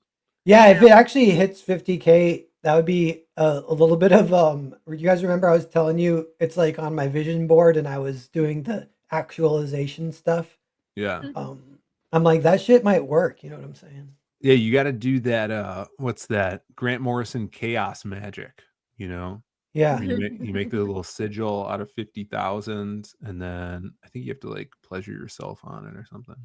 What? Yeah. Why are we so lewd this show? My God. You don't have to sexually charge chaos That's magic. not what Grant Morrison says. Says the guy whose book is. He's Grant Morrison millionaire. say you have to tattoo all the sigil. Yeah. You have to tattoo all your sigils up and down the pole. Yeah. But no, all you have to do is write out a few. You gotta tattoo my wiener. This is how chaos magic works. This is how a sigil works. There's no sex involved. You don't have to do anything. Well, You write masturbation's out. not really sex. Yeah. You write out a future statement that would be true, aka my bank continues to grow with my bank account continues to grow with wealth, or like I continue to receive more opportunities in freelance work or something like that. You get rid of all the vowels, all the repeat consonants, and then you arrange all of the letters on top of each other to make a cool visual, and then you copy that out like 5 times, refining it into something visually appealing, and then you do a final transfer onto like burning it in wood or like carving it in leather or just like painting it somewhere, and then like maybe put it in a location that's relevant to that. Like if it's money related, put it in a card in your wallet. What are you saying, If Phil? you get rid of all the vowels and all the consonants, doesn't that mean there's nothing left? Repeat consonants. Oh, repeat consonants. Okay. Yeah. Interesting. It's kind of like the whole feng shui thing of different corners of your house mean different things. And so if you want more money, put these things in this corner of your house. Well, part of the feng shui thing, apparently, like spirits and stuff are attract. It's like flat surfaces aren't that natural in nature, so having a concentration of all of these like angular flat surfaces in a space is interesting to the energies. I'm not saying I'm believe all this. But I'm convinced that feng shui is just good design. Sure, but there is an element where if you have like a bunch of, because energy hits this and then goes along it, and if you have a bunch of flat surfaces that point you, it means you're getting like all of this energy thrust into you. So people we gotta avoid like sitting next to, like, I'm not saying I believe it. I don't know. I am not into the whole numerology woman stuff. Not my cup of tea. Numerology seems like absolute bullshit. Ooh, repeat the number. I'll try anything once. So let me know where to wank, and we'll see how it goes. There you go. Wankle. You I'll have send you to. that Grant Morrison video. He explains it a lot better. Oh, okay. I just explained Oh my his whole God. freaking video in like a minute, less than a minute. Skip the gooning part. Right? That's the video I key. watched didn't talk about gooning. Did he say you have to be gooning whilst you're doing it to? That's what the Egyptian. You guys don't believe me about the Egyptian Ankh being like an energy. You put it on your top of your head, and then as soon as you finish, Still don't you believe switch that. it to your lower back. That's what the document that I read. Your The lower secret back is your document. ass. You put it. Those are your like chakras. Okay. Yeah. Anyways, have So- you heard from? Has there been correspondence with Mark since the launch of it? We we just chit chatted, but we haven't debriefed. I don't know Cool. when we might do a little bit of that. That's cool. And he's on vacation. I don't know if he plans that to go on vacation during a launch. But he Oh. still pops in to retweet a few things. But That's cool. I enjoyed it. People are digging it. what do you guys think of the layouts? I was waiting to hear what. I have been waiting to segue onto the layouts, and I mentioned at the beginning of the show. Is this the first comic where you've basically tried to be fully creative with the layouts and done where it isn't kind of like the square shots from a movie split They're into more the comic-y, three? right? Yeah, Yeah. yeah. A lot of like heads breaking panel borders or Okay, I have characters this. just outside of Okay. panels. I liked it a lot. Yeah. I- Lots of Dutch angles and angled panels. And stuff. Yeah, like look at that. Is Or backwards. You're backwards? He is backwards. Weird. Yeah. I mean, I don't Yes. want to flip myself because The okay, yo-yo. does it work like this? Does it work? No, it's upside down. Guys, imagine it's mirrored. Wait a minute, maybe I'm mirrored wrong. Am I looking out or in to the No, screen? just go to your. You're not real. You're the man in the mirror. You're crazy. You're facing the chat right now. Yeah, you're facing the chat. I'm looking Wait, at go to the your camera man settings. There's in a the little- mirror. Yes. There's a chat. I'm there's a check asking box. him to change his way. Change your ways. Jake. Anyway, sure. I hear you have this yo-yo. Yeah, can we see the How's the yo-yo? yo-yo? We Oh gotta yeah, see it's downstairs. Yeah. Oh, shit. Yeah, I was kind of happy with that layout. You know what? One about that one that's kind of funny is the hand is backlit by the windows, so it looks like the hand of God holding a yo-yo kind of. That's Mm. funny. I forgot about the yo-yo. That's gotta come back somehow, huh? Yeah, no. Better. Yeah, you're thinking of because it's Mark Millar writing it, so you know all of the structural things are going to be in play. This yo-yo has to end up like pressing a button from a distance, or smashing into something's head, or like being used as a garrote wire around someone's neck. Oh yeah, Like- it's a Yep. scarlet. Like scarlet- Schrodinger's yo-yo. Yeah, Yeah, Yeah. and it- It's planted there. It has to come in, and it's Check bright off. red. Chekhov's yo-yo. the bright red means it definitely has to. You know what I mean? Like it's Yes. maybe If it was just a Um, black yo-yo, then probably not. Look at this page. I like this a lot. This was surprising and in a good way. See how Yeah, it is that sword it's cut like- is really cool. breaking Oh, out. yeah. Pimples. Yeah, Did you- Irene, do you see that head break Yeah. panel on the bottom? That Yeah, I'm yeah, kind of yeah. proud of that, or the neck break. I'm like, that's a good neck break if I do say so myself. Yeah, Yeah, it's- like, it's good neck break. when things start popping off, you do the thing we talked about where the panels start tilting as soon as it becomes more chaotic. Like all of Yes. these are like all the panel borders are tilted that way at the moment where like crowds are rushing. Yeah, and Yeah. I really like the I like crowd this work. too. The whole, like, mm, Just taking multiple a people. rectangular panel and then just tilting it. I like that. mhm. Yeah, I was happy when I thought of that. Mm. I was like, I got an idea. I'll just tilt it sideways. I did have I had a little concept, and it was like collage. I'm like, it's like photos. If you scribble them, if you like put them all on a desk and swish them around, so like things can be tilted or whatever, you know. The crowd work that you're doing here with like lumps of people and just like masses of people really in that scene, and then once stuff pops off here with like the mother, father, and the children, it like very much lends to the panic and tension of the reader. Just the figure work and just like piles of humans, trying to run away from one another. I think that Yeah, works really well. thanks. There's a couple panels that I wish I could redraw, but I'm not gonna tell you guys. Maybe You I should should, because tell her otherwise you'll that. be like, "Is it all of them?" No, it's not all of Is it them. Damn. all of these? Yeah, I mean, that's Um, always gonna happen though. After you're done with a book, it's like, oh, I want to redraw this, but you yeah. must But that's the resist. thing. Issue 2 and 3, I'm actually really happy with. There's almost nothing, and this one there's just a couple little things, and yeah. So I also like this. This was when I read it when Guido's like shit. wait, I Yeah. really liked the sound effect here where it's shit, but it's coded in the Growlix terms, but you definitely know it's him saying shit. You know? Oh, dude, I don't know if I did that on purpose. That's fucking awesome. What? Yeah, money symbol, Octothorpe, which looks like an H. It was subconscious. You should have just been like, yes, that's exactly Yeah. what I was thinking. Man, that's freaking sweet. You did it. Wow, your subconscious is a genius.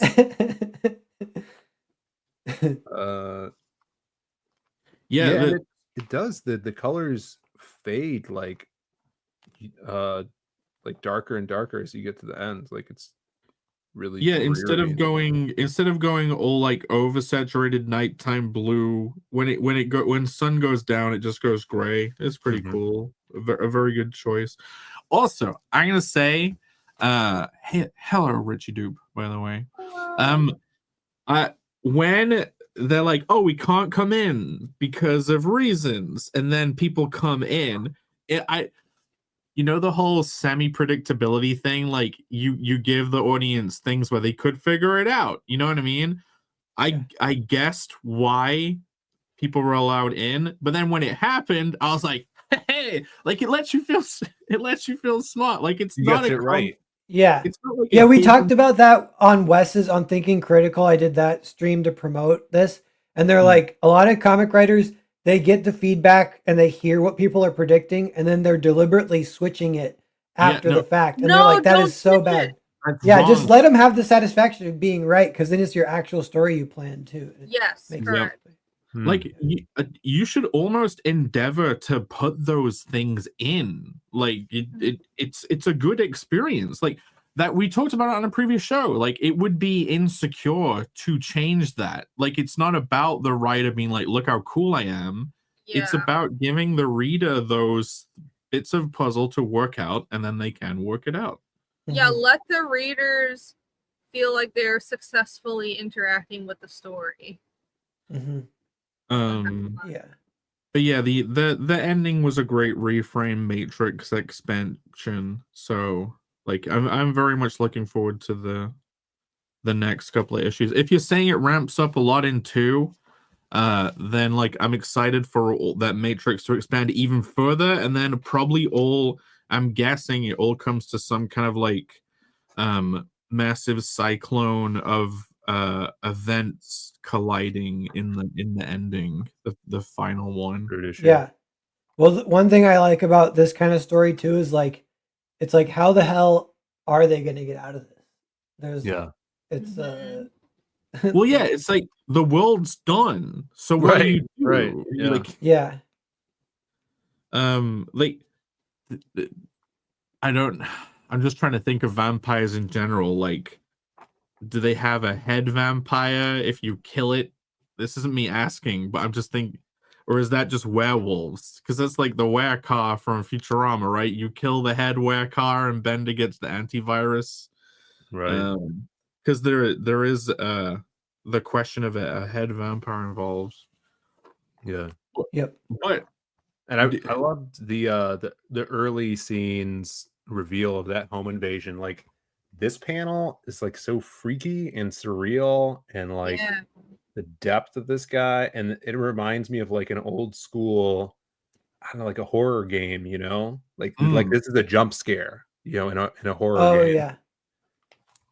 It's cool. Good work, man. It's like an indie home invasion looking through the Ring cameras shot, right? Yeah, all those horror people. Yeah. But you know, on the layouts, if this is the first time I've experimented with stuff like this, are you gonna do more of this going forward in your own stuff? The more intricate layouts? Yeah, I actually can't decide because with this, I kind of liked that concept of the collage concept, and it fits because of the chaos. Um, and and so yeah, if it fit, but maybe I would try and think of a new concept, and because it's fun to try and think of overarching concepts to kind of stick to or whatever. Yeah. No, I mean just experimental paneling in general, where it isn't just kind of like similar sized panels in the Yeah, three I think I line. probably will keep being because Percival's the next one I'm going to draw traditionally like this, Yeah. and I think I will try and keep it kind of fun and comic booky. You know, it is a Cool. way for it to be more comic, less quote unquote cinematic, less movie. Is Mm. Mhm. these kind of funky panels or whatever.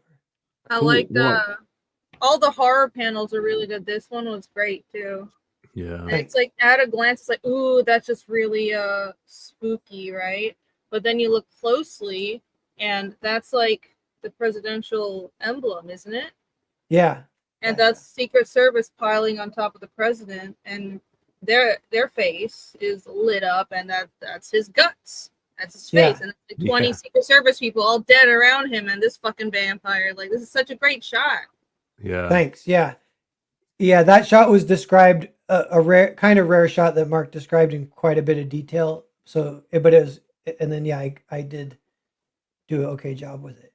Yeah, but I like shots where it's striking at first glance, and there's more detail when you look, right? Yeah, yeah. Well, yeah, that was I kind of haven't because there's two there's been three types of reactions. I don't know if I told you guys this, but one of them that's really interesting is I've seen a fair amount of people just be like, "Yeah, I read Vatican City. This is a badass book, man." And or like not even talking to me, they're talking to like YouTube or whatever. They're like, "This is a Yeah. badass book. Definitely give it a look." They're not talking about the writing or the art. They're just talking about like, "This is a cool comic. Like this is a cool comic. Read it." And I'm like, that's almost like the normie or like kids or whatever. And then the bubbles that we're in is like everyone's always talking about the art and stuff. And then Yeah. so with the art, some people like it a lot. A few people don't like it, and that's cool. I like when there's like discussion.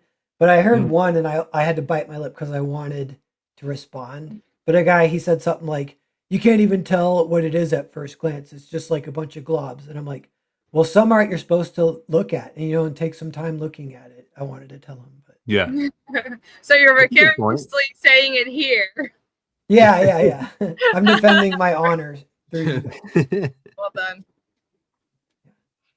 No, it's great. It's I think your style of drawing more loosely fits that gore. I think if you're gonna do gore or horror, either you have to draw super detail like Junji Ito, or just keep it ambiguous because that leaves more to the imagination, right? It's a visual equivalent to the don't show the monster concept, I think, or Yeah. show just parts of it. Yeah. So it's like I can't clearly see all the blood. There's just a lot of red, but it makes it more horrifying, right? See, it's like that Yeah. slash there. It's Yeah. all just a red Yeah. blur, but you can imagine what it is in real life. Yeah. Yeah, Michael says he likes the way you handle the blood and gore at a distance, the blotch of blood red, indistinct details. Yeah. It's cool. You put the detail where the focus is needed rather than having detail everywhere. Like the point sometimes of having like the indistinct globs, as that other person would have put it, is to create a focal point that isn't that glob. Mhm. But hell yeah! So it's every month. It's like a monthly book, and there's parts 2 and 3. Yeah, but I guess too is it's not like May 9th, it's May 20th. So whatever, Okay. 5 weeks. Cool. And Heroes is late in the month, so will issue 3 be out by Heroes? Yeah, I think so. It's or like on the it maybe on yeah, it's like the Wednesday before Heroes. I think it comes Sweet. out. That's crazy. Yeah, you have to focus on it to see how gory yeah, I guess it's one of those things where you look at it and it's like, oh, that's not so bad, and then the more you look at it, you're like, oh god. Mhm. Yeah. Speaking of Heroes, we had a question very early in the show that Phil told me to star.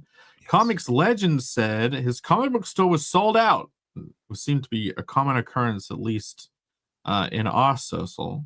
Pat, what is your website so I can order a signed comic? So he says Yeah. thank you. Well, I have my eBay and the mods can post it. It's just Narwhal Comics eBay, but there's none up there right now.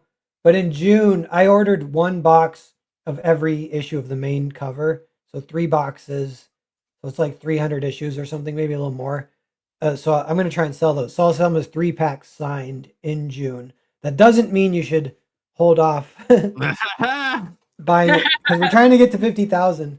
And I would rather have you buy it now than buy it later if anyone can. But those will be available in June. So yeah. Well, I mean, June. It's Heroes. Are you coming to Heroes? Yeah. So Yeah, and I if think any- I'm not sure if I'll get my boxes by then, but I might. And if I can, I'll bring some for sure to Heroes. And June 18th. Yeah, but if people brought their copies with them to Heroes, yeah, you can do you'd be that. able to sign them all. Yeah. I'm gonna bring all mine, get them all signed. Yep. But yeah, so speaking of conventions, Hey. that was the topic. We were in the middle of it. I could pull it back up. Does anyone want to say anything else about Vatican City? I'm trying not to segue away from it. Buy it. Quickly. Go buy it. Go buy it. Get the 500,000 sales. Yes, it's good stuff. But yeah, we were talking conventions, and we got onto the slide of why bother. We were basically talking. It was like, what's the point in even doing them, right? And I kind of split it into two. One of them is maintain, and one of them is enterprise. And so the convention you were at today, Noel, I suppose you doing this, that you're falling into the more enterprise camp because this is a new thing. It's not like a repeat time you're going to the show. Irene, when you went to do New York, even though you've been there before, that kind of falls more into the camp of enterprise because you were going back again. Yeah, New York is certain big shows like New York are special because you have repeat customers, but also it's just such a big city. You can go every year and still encounter mostly new people, right?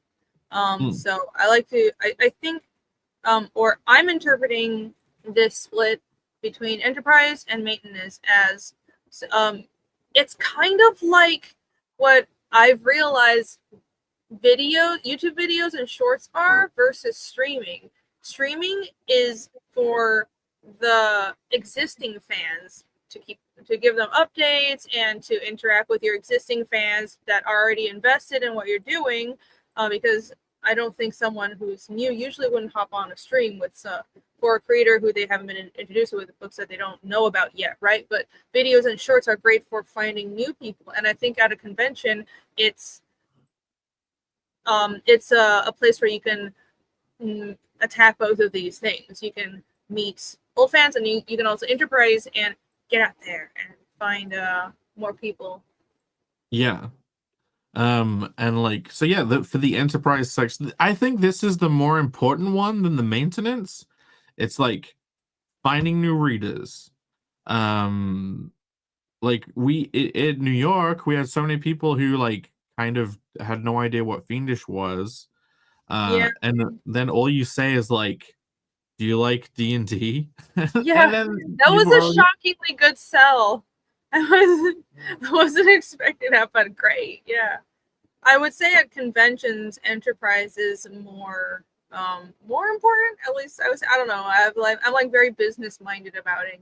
In case you guys haven't noticed, but like, of course, all the other stuff is true too. It's fun. It's fun to meet up with other artists. It's fun to just talk to fans, even if they're not buying anything, if they're just signing. I love people bringing just a stack of stuff for you to sign.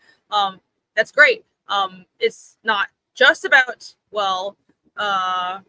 selling books, but I also like money, and finding new customers and selling things is great.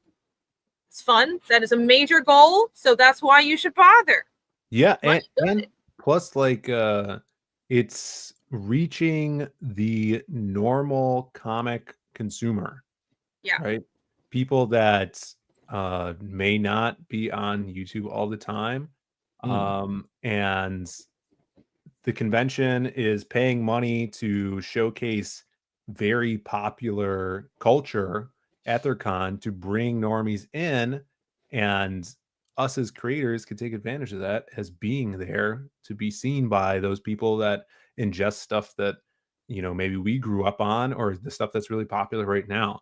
So that's a different audience than what we're able to gather on our own online, and that's ultimately beneficial, of course. Yeah, I'm glad you bring that up because if you want to take the enterprise, see, like one angle I wanted to kind of put out there is okay.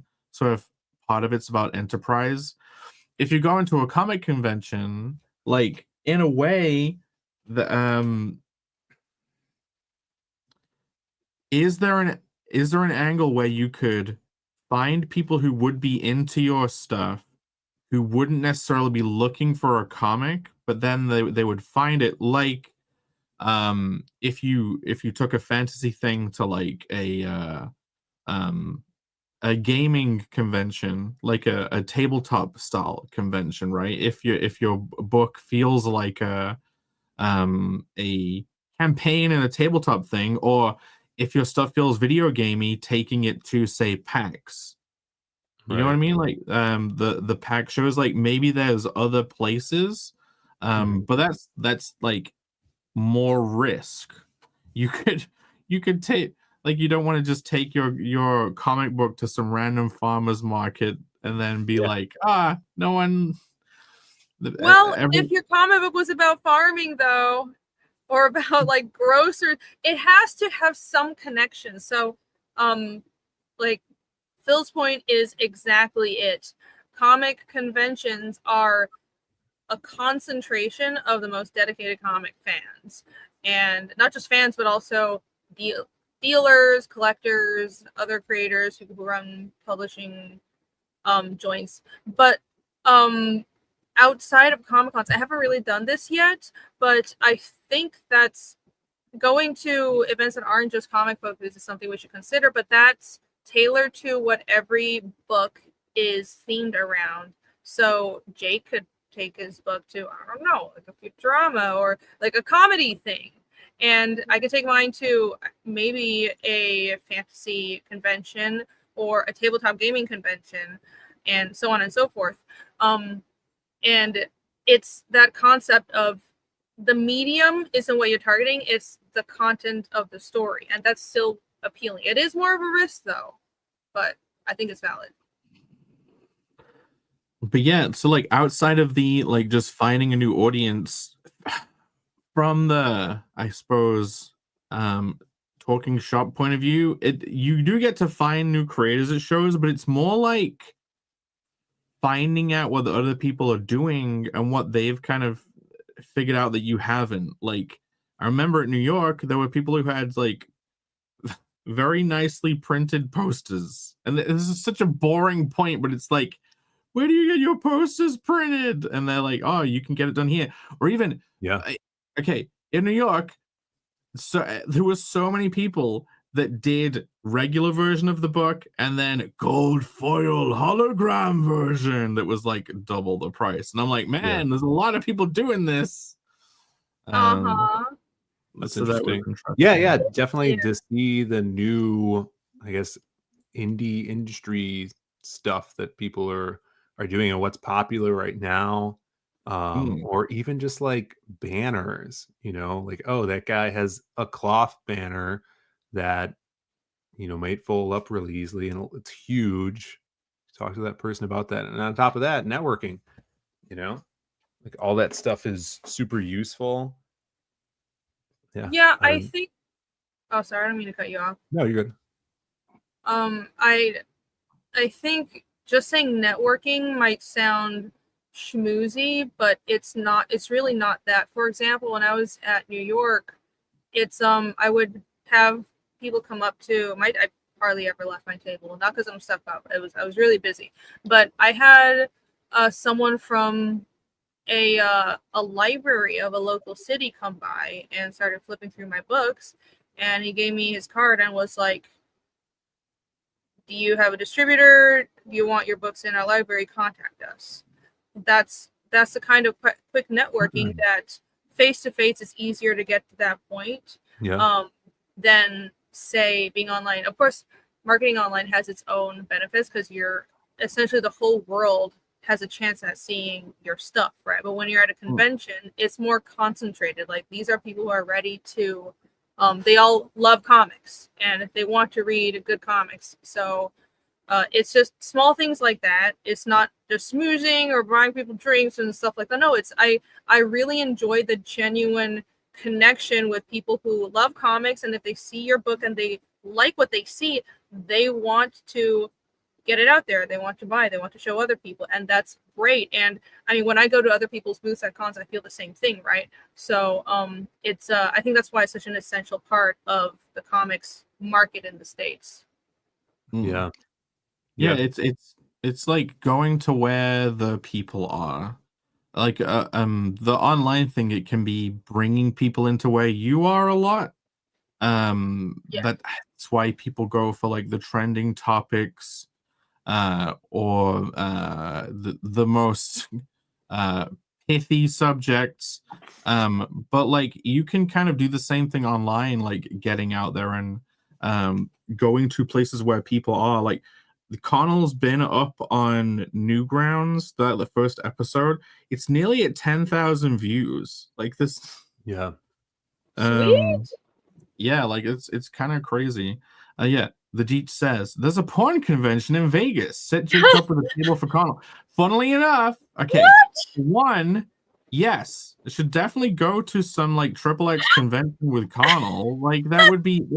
It seems obvious. That exists. Yes, there's like adult entertainment. The reason why, so Brandon goes to like what, AskCon, like Budokan, Exotica. Everything. There's a convention for everything. Oh my god.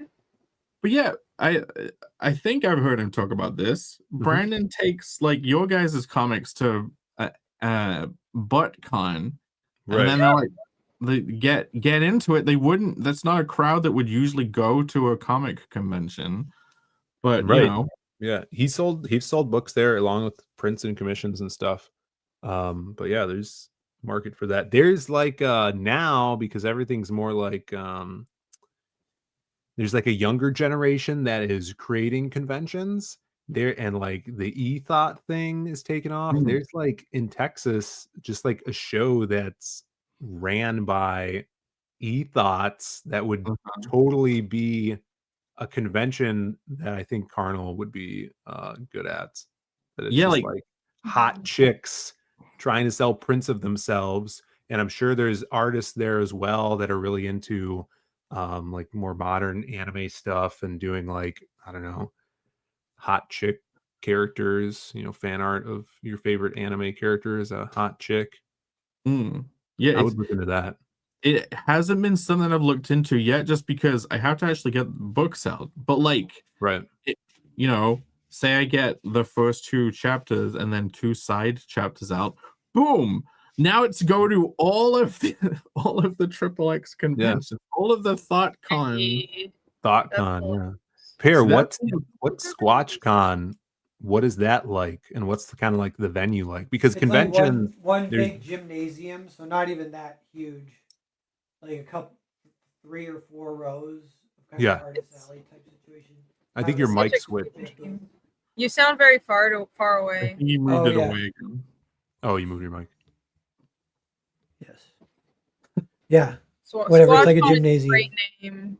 So yours is more of like a local con, which there's a bunch all around. Like if you're in a suburban or a city area, I like it. I like even not getting sales. I still like it because I just draw all day and it's fun. I don't know.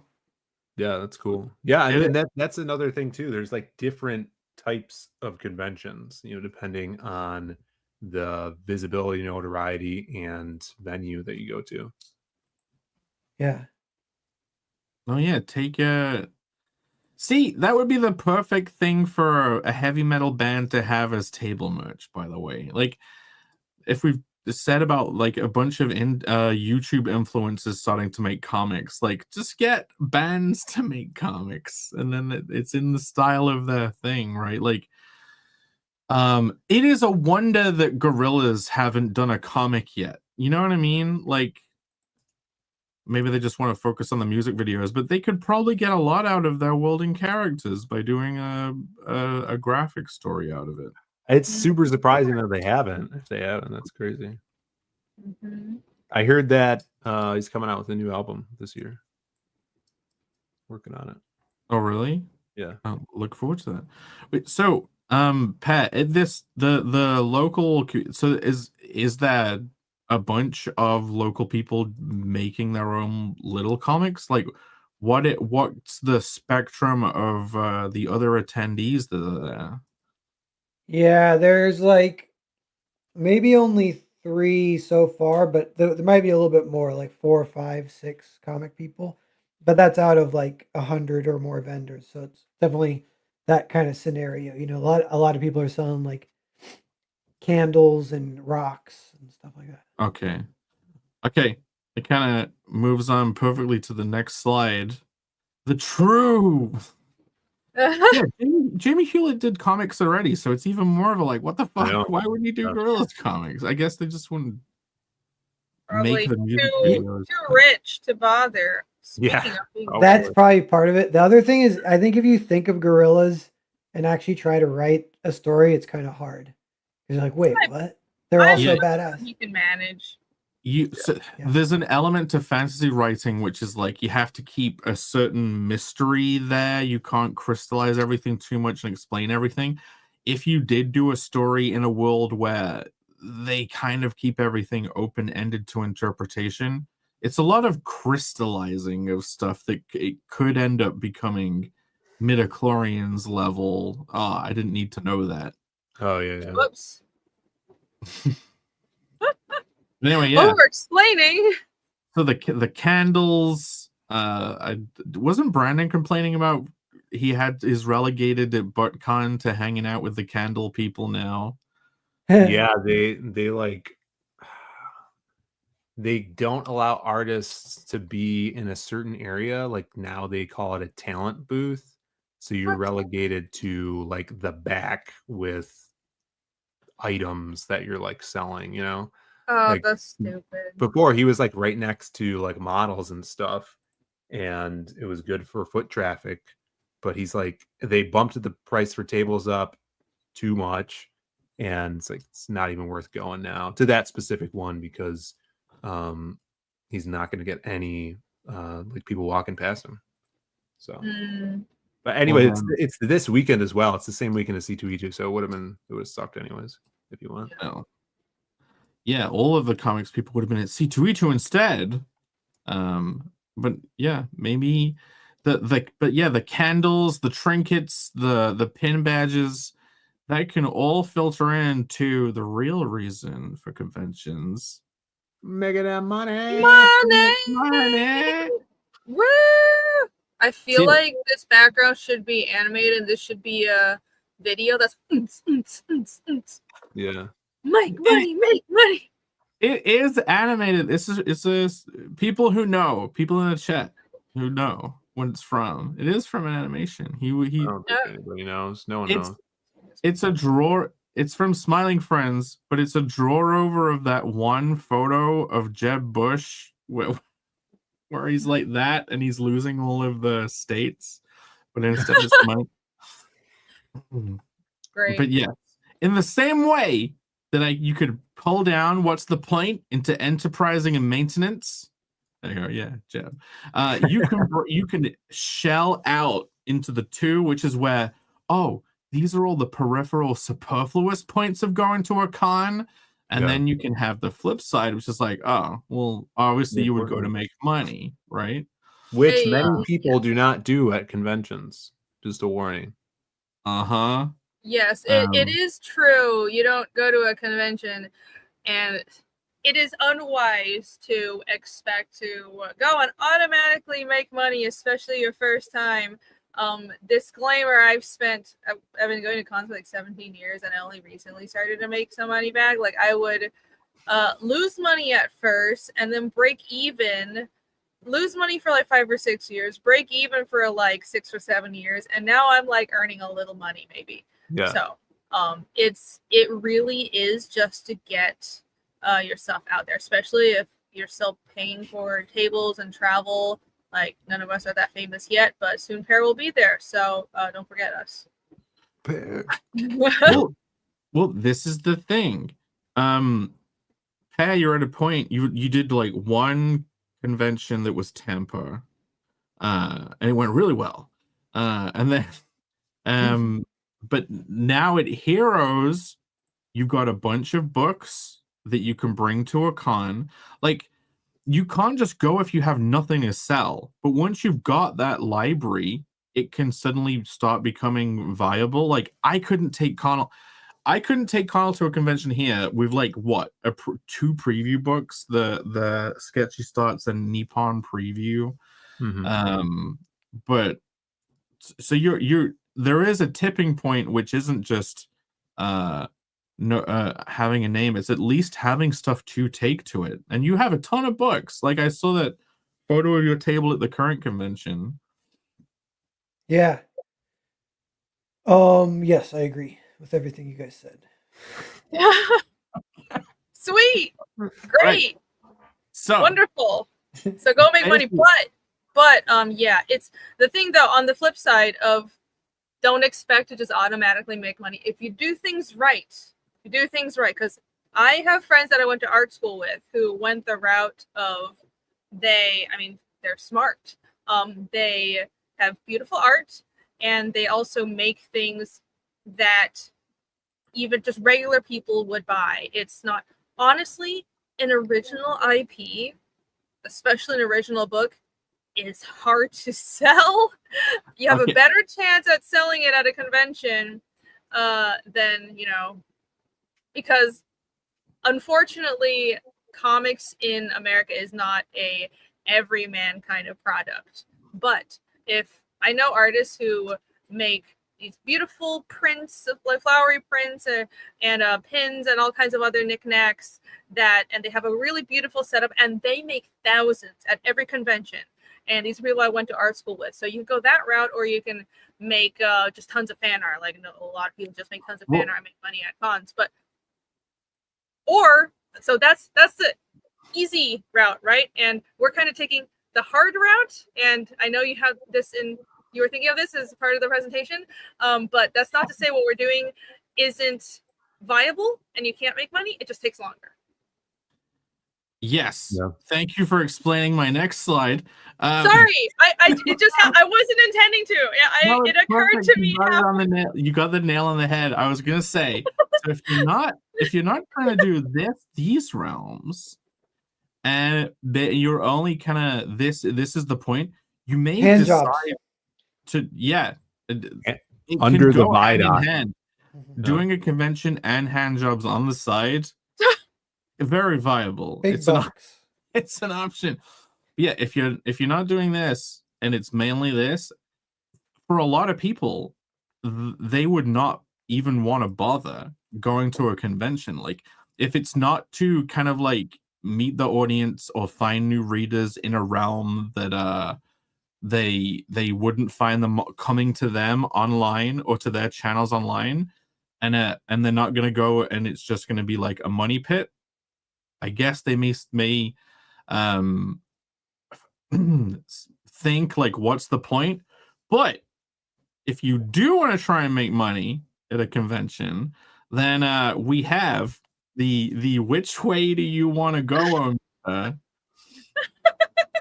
Probably didn't have to squeeze the image down this much, but yes, this is. Oh, Which Way Western Man? Yeah, this is Which Way Western Man. So we have the shining city on a hill is the shit people already know. Wow, way to put it.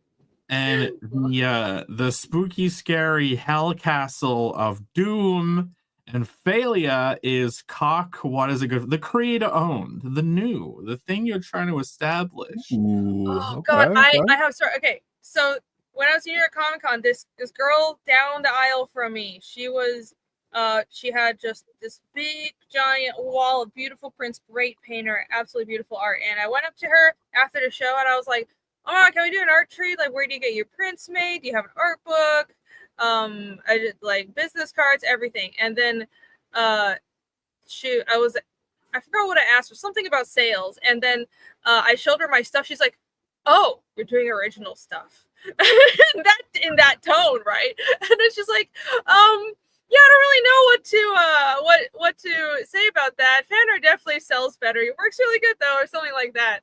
So it's like everyone knows if you do original stuff, it's way harder to sell, but it's not impossible. I think it's doing the create your own comic, the cock that we're all invested in.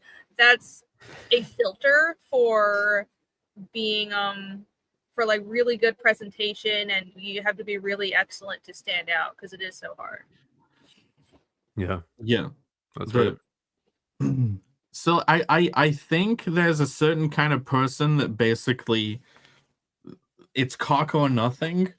They probably couldn't bring themselves to do anything but cock. It's like it would pain them to do fan art, right? So anyway, I've figured out positives and negatives of both.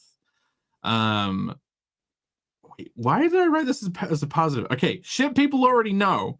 Whether it's building a name, drawing popular characters for popular companies, or making prints of anime characters XYZ, drawing value from the already valuable is a path some take. Will you? That's positive. I suppose what I was trying to say here is I could weave it into this. There is already value that people recognize out there, right? Like the popular character, that's existing value. And you're kind of mining from the same thing if it's like making prints of popular characters or even working on official stuff of those characters. It's still kind of like there is something out there that already has value.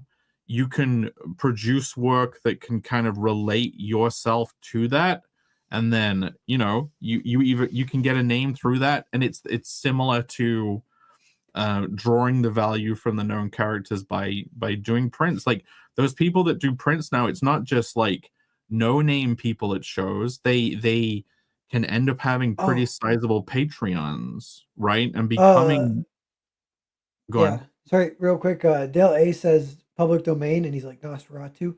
That reminds me, the existing valuable IP. I know the most valuable IP of all time, and it's called Spike McFang. Have you guys heard of this? No, what? He's a little cute vampire who instead of sucking people's blood, he eats tomatoes. Oh my gosh. That's what that IP is. He's That's the game you were playing? Yeah.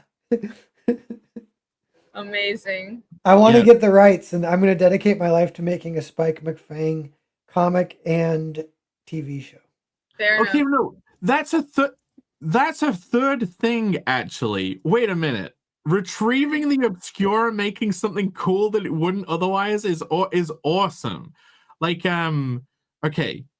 I don't know if you guys watch Oni Plays in the audience, but like there was this thing called Freddy Freaker, which was just an advertisement in the 90s for like this little yellow gremlin thing.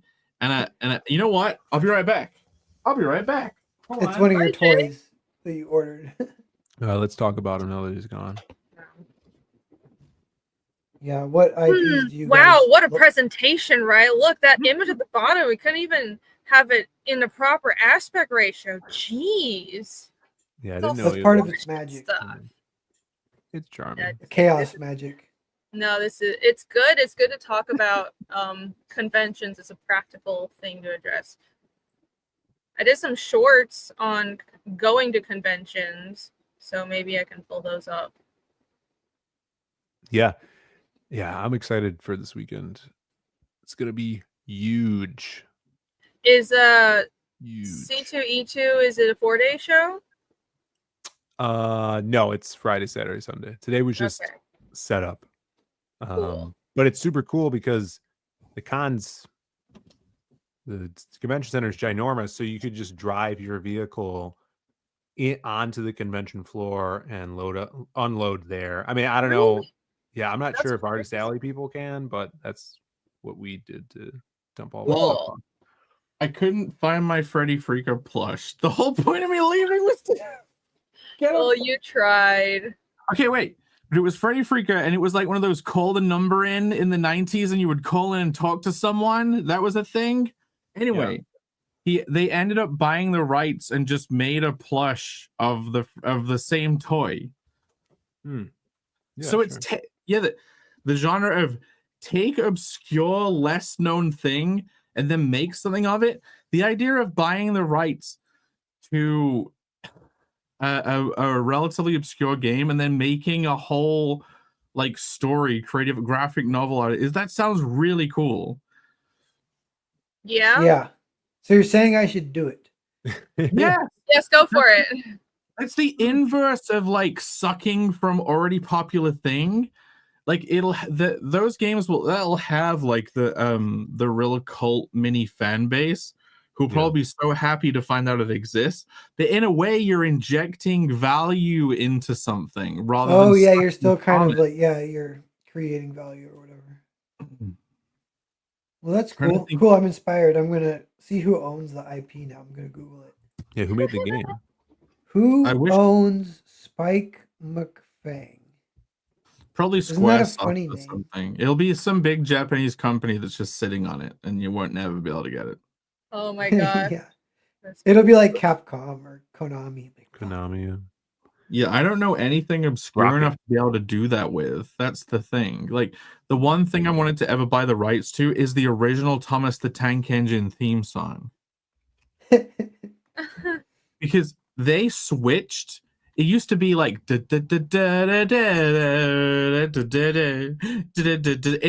if I listen to someone playing the original Thomas the Tank Engine theme on a piano in real life, I can't help but start to tear up. It has an emotional effect. Aw. But they switched the theme song to some stupid choir of kids singing like numbers and stuff, and it's like, what have you done? It's the most iconic theme song of all time. So it is my hope to one day become a gazillionaire and then buy the rights to the Thomas the Tank Engine theme and then use it on something completely unrelated. Put it in Good one luck. YouTube video. All right, I got it here. The Twisted Tales of Spike McFain was developed by Red Company and is likely to reside with that company, which is now called Red Entertainment. what? I used AI too, and it gave me a completely different answer. What's the wait? What was your Well, answer? Let's My go answer says separately. it is currently held by Naxat Soft, the original publisher of the game in Japan, right. and Bulletproof Software, which released it in North America. it's probably they all own each other or something. It's It- one of those yeah. like Matryoshka doll companies. Sometimes when Uh, it's Croc mentioned obscure the- and like that, I could just do it and they'll sue me and I'll be like, screw you. guys." Grok did Yeah, mention that's those. definitely The not something. developer was Red Company, published by Naxat Soft in Japan and Bulletproof Software in North America, but ownership of the character likely resides with Red Entertainment. Oh, there you go. Okay. Cool. I actually I have figured out I wanted to do this once, but it was with Bubsy. Bubsy. You guys ever heard of Bubsy? It sounds like another British thing, like yeah, Bubsy's Freak cool. Man, He's or- like Sega, right? Maybe. Yeah. So imagine if you made a really good Bubsy game, because Bubsy is noted for making shit games, especially Bubsy 3D. Imagine doing Bubsy 3D 2, and then you just make an amazing game in the art style of Bubsy 3D. Oh, he's this cat. Yeah, he's Bubsy the cat. Yeah. Listen, a white Okay. shirt, red exclamation mark on the shirt. How can you not remember this iconic? You have to pull it up. character? Okay, I'm gonna pull him up now. Bubsy the Woolies. Well, that's the story. That's the subtitle of Bubsy 3D. Bubsy Paws on Fire. This Okay. looks like a Downsy Ratchet and Clank or something. Yeah, he is. It's a Downsy Ratchet and Clank. Am I in the same thing? No, I gotta change the freaking internet window over to here. Bubsy. Bubsy. I've heard of the name, but maybe it's just one of those Oz. It's What is heavily it? pun-based humor, so naturally, it's The amazing. lowest form. Here's Bubsy. Oh, I gotta remove this to add this. That's gay. What? I know. Oh yeah, I have seen it. I don't remember the. Huh? It I just looks don't- like Tails without the tails. It does, yeah. I don't Ooh. even know if I remember this. This does look like trash, though. I think I've seen it before. This is they brought out Bubsy 3D for the PlayStation, and one of the features on the back was collect power-ups. You Okay. could get lives. There you go. Look, by Accolade. I don't know. Let's see if I can pull up a video of Bubsy 3D. Looks so Let's see. bad. Um, What's the other thing? A Banjo Kazooie? Is this like a banjo thing? yeah, but that's not a thing you're clawing from the dirt and giving new life, Right. breathing new life into. Like, Right. No, I would want to dig up Comic Zone from the Genesis, which is amazing. Which was a video game about a comic artist getting sucked into his comic book by the supervillain in his comic, and he has to fight his way out of it. Fucking awesome. when you say sucked, I thought it was going to go in a different direction, but There's I think Satoshi Kon did a manga like that, right? yeah, you should buy There the have been rights several to the cat. comics. Well, imagine buying the rights to obscure characters and then just slowly absorbing them into your own universe. I do not Wait. want to be in. Imagine if you were super rich. You bought the rights to a ton of shitty characters, and then you built a new verse out of all of them, fusing them all together. That would be terrible. Did a That's pretty cool. Mishitoshi Khan's comic look as cool as this right here? What? Comic Who? Zone. Oh yeah, What? Comic Zone. That's cool. Hell yeah. A Mishitoki. I don't know, whoever you said, some Japanese. Satoshi Kon. Yeah, Opus. I'm gonna pull up Opus. What It about- looked cool. It was a good comic. I don't think it. what finished. about? Sorry, what about a chat? I want to know if you guys know this one too. What about Pissed? Pyst. The '90s parody of Mist. So you could take Pissed and make a comic out of Wait, does About that a exist, fat or is guy. that you doing that now? it. Yeah, I bet. I wonder if the rights are like cheap. I buy that shit for $20. This I can't find the character- email for Red Entertainment. I'm The clicking. character from Comic Zone, his name is Paige Turner. Ha, ha, ha, ha, Pretty sure that's his ha. name. No. That's a pun. You know, speaking of Oh no, sorry. It's Sketch Turner. It's even better. Sketch Turner. Wow. in a endeavoring to translate Connell into Japanese from the much anticipated Nippon special, Mhm. I realized that every other language can translate their puns into English, but you can't really translate English puns back into Oh. anything else. Yeah, that is a huge issue, huh? Yeah. Because it just wouldn't make sense then. No, the translator was like, if you just call them blue orcs and think, oh, I'm being cool, I fused the two Japanese word for blue and orc together. It's like, it just makes a really boring name. Yeah, it doesn't. Japanese. That's the hardest thing with translations. Things just don't conceptually translate with the same words. Yeah. So a lot of them just end up being like how it sounds. Like Zelon is just Giron. Although Slugsy is sludge. He does get translated as sludge. Yeah, that was clever.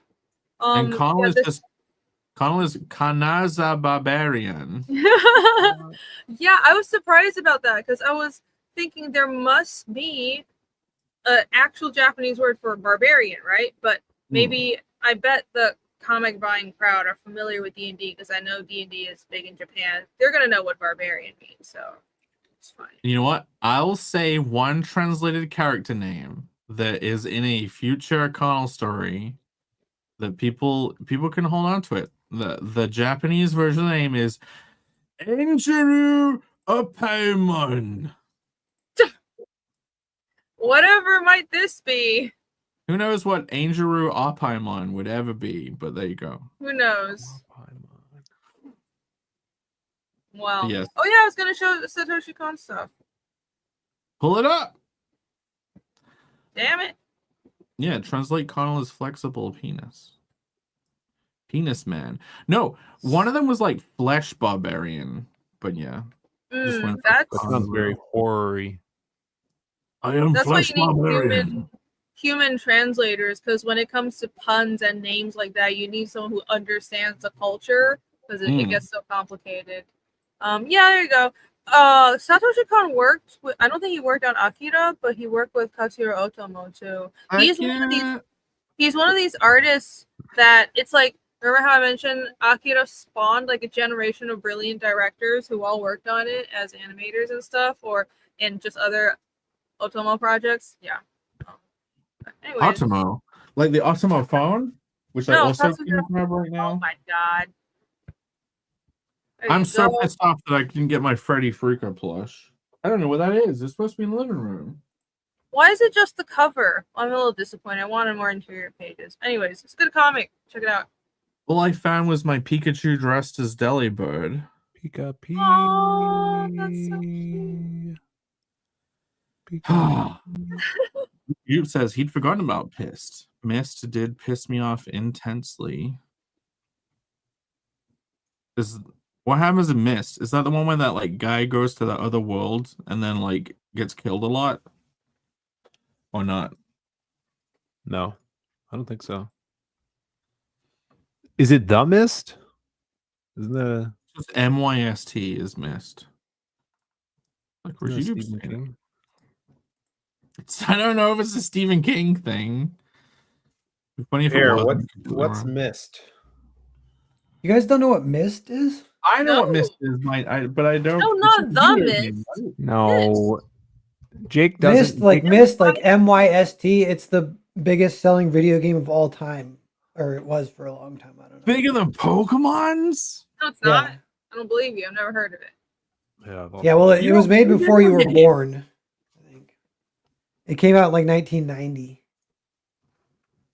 That wasn't made before I was born. I'm old. Miss. Where the hell is my Freddy Freaker plush? Admiral Wackus, I see you're a man of culture. Hmm? Okay. I Go through approve the that. anime knowledge in chat. Mist is a adventure video game from Scion Inc. Yeah, it's one you'll only like it if you have nostalgia for it, because it was called a hyper stack something something. You guys know what that is? No. It's like photos. So you can click around this world, but you only see photos. And it's like early 3D, which actually looks really cool. But and it's this puzzle game with a cool story. Bill says Mist is the reason you have a Steam to put a game on, Jake. I don't have a Yeah. Maybe it is. I mean, yeah, it has a big reputation. But then they made Pissed. I'm telling you, you got to adapt Pissed, everyone. They made Pissed? Well, someone else made Pissed to make fun of Mist. And you want to do a Pissed PYST. comic? There's a game called Bad Mojo about a guy who gets turned into a cockroach. It's a pretty good one. Buy those rights. Are you saying that so was Mist just like a click hunter game where you just click around a thing and then you click on stuff and it does things? Yeah. But in the old days, they didn't call it that. I don't know. It was I legit, feel like we're you know? getting. Yeah, who cares what Mist was? Okay, fine. Back to Why are you guys convention. talking about this? I want to talk about Pissed. Yeah, come on. Let's go. Move on. Okay, so if you want to draw from things you already know and people already like and mine from the value that already exists, just make Right. Pissed I suppose pissed would fall into category the light, the shiny city on a hill. So we should all make our own pissed. We need cyst for like going inside someone and cutting a cyst out of them. You play as a Creator owned. doctor. We Creator need owned is the way to go. I still want to do our parody of Dark Souls where you're the taint. yeah, Raya's taint and it loops. Oh my god. Yeah. We need fist for the adult entertainment version of Mist. Trist. For like a Already witch's existing southern horror thing. IPs are dead. Creator owned. Yes. Okay. So you Those are see cock this only dark guy. and stormy path on the right side. Well, let's do the negative of shit people already know. Okay, negative. Who will remember you? What is you about drawing the known character? It's That like, is yeah, okay. true. That is true. Listen. This is the dichotomy of short-term rewards versus long-term rewards. Not seeing short-term rewards and long-term having no legacy and nothing of your own, having not really made your mark or created anything other than, I'm a little biased. You can tell. I don't even like doing fan art. But I don't want to sound too judgmental, but I'm just saying it's true.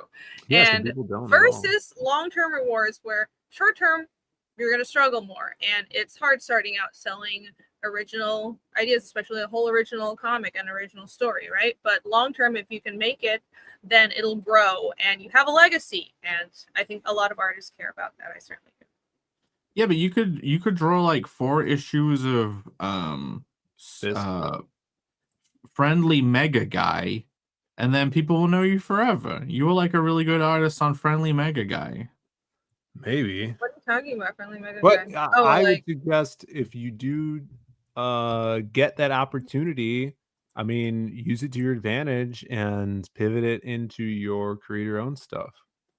Yeah, I will say so. I mean, having worked in publisher comics, I don't think the fan base carries over, honestly, but what it helps you with is if you're going to conventions or if you're trying to say find a distributor to work with you or so on and so forth, people, it's something pretty good, I feel, to have on your resume. I really don't think the fans carry over. It's just a total different fan base, right?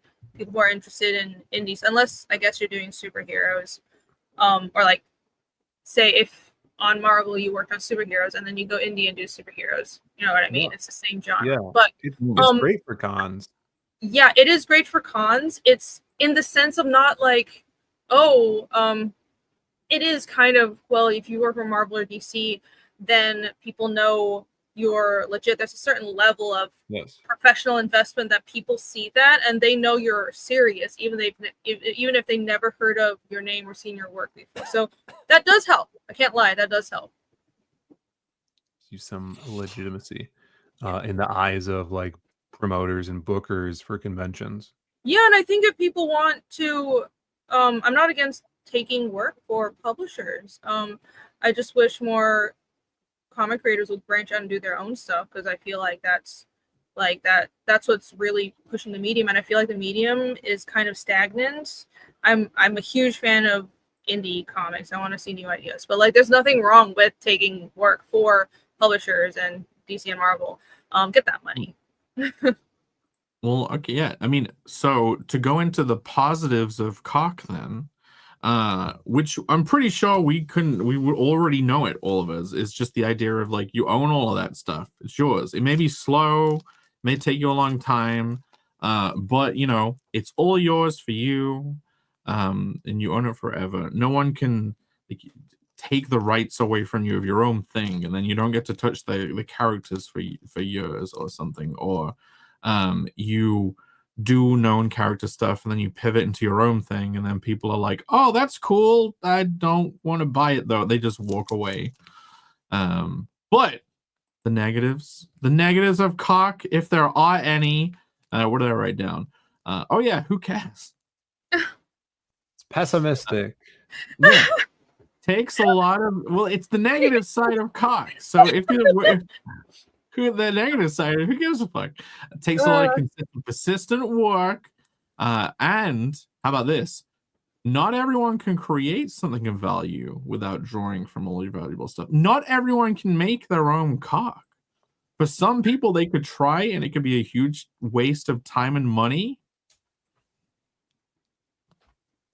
Well, if you are reckless with your time and money, then it can be. You have to look at the stories you're making, and the time and funds you're putting into it realistically.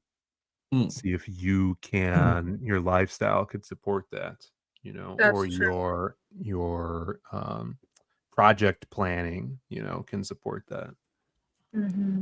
But That's mm, no, I was with- just gonna agree with what you guys said. It's I mean, I'm pretty sure we at least I want to be positive and be like, go out there, persist, keep making your thing, and I think that is something that people should do. But realistically, not all IPs would be able to make it, and it's more unlikely than likely, I would say, that you'd be able to make your living doing an indie comic.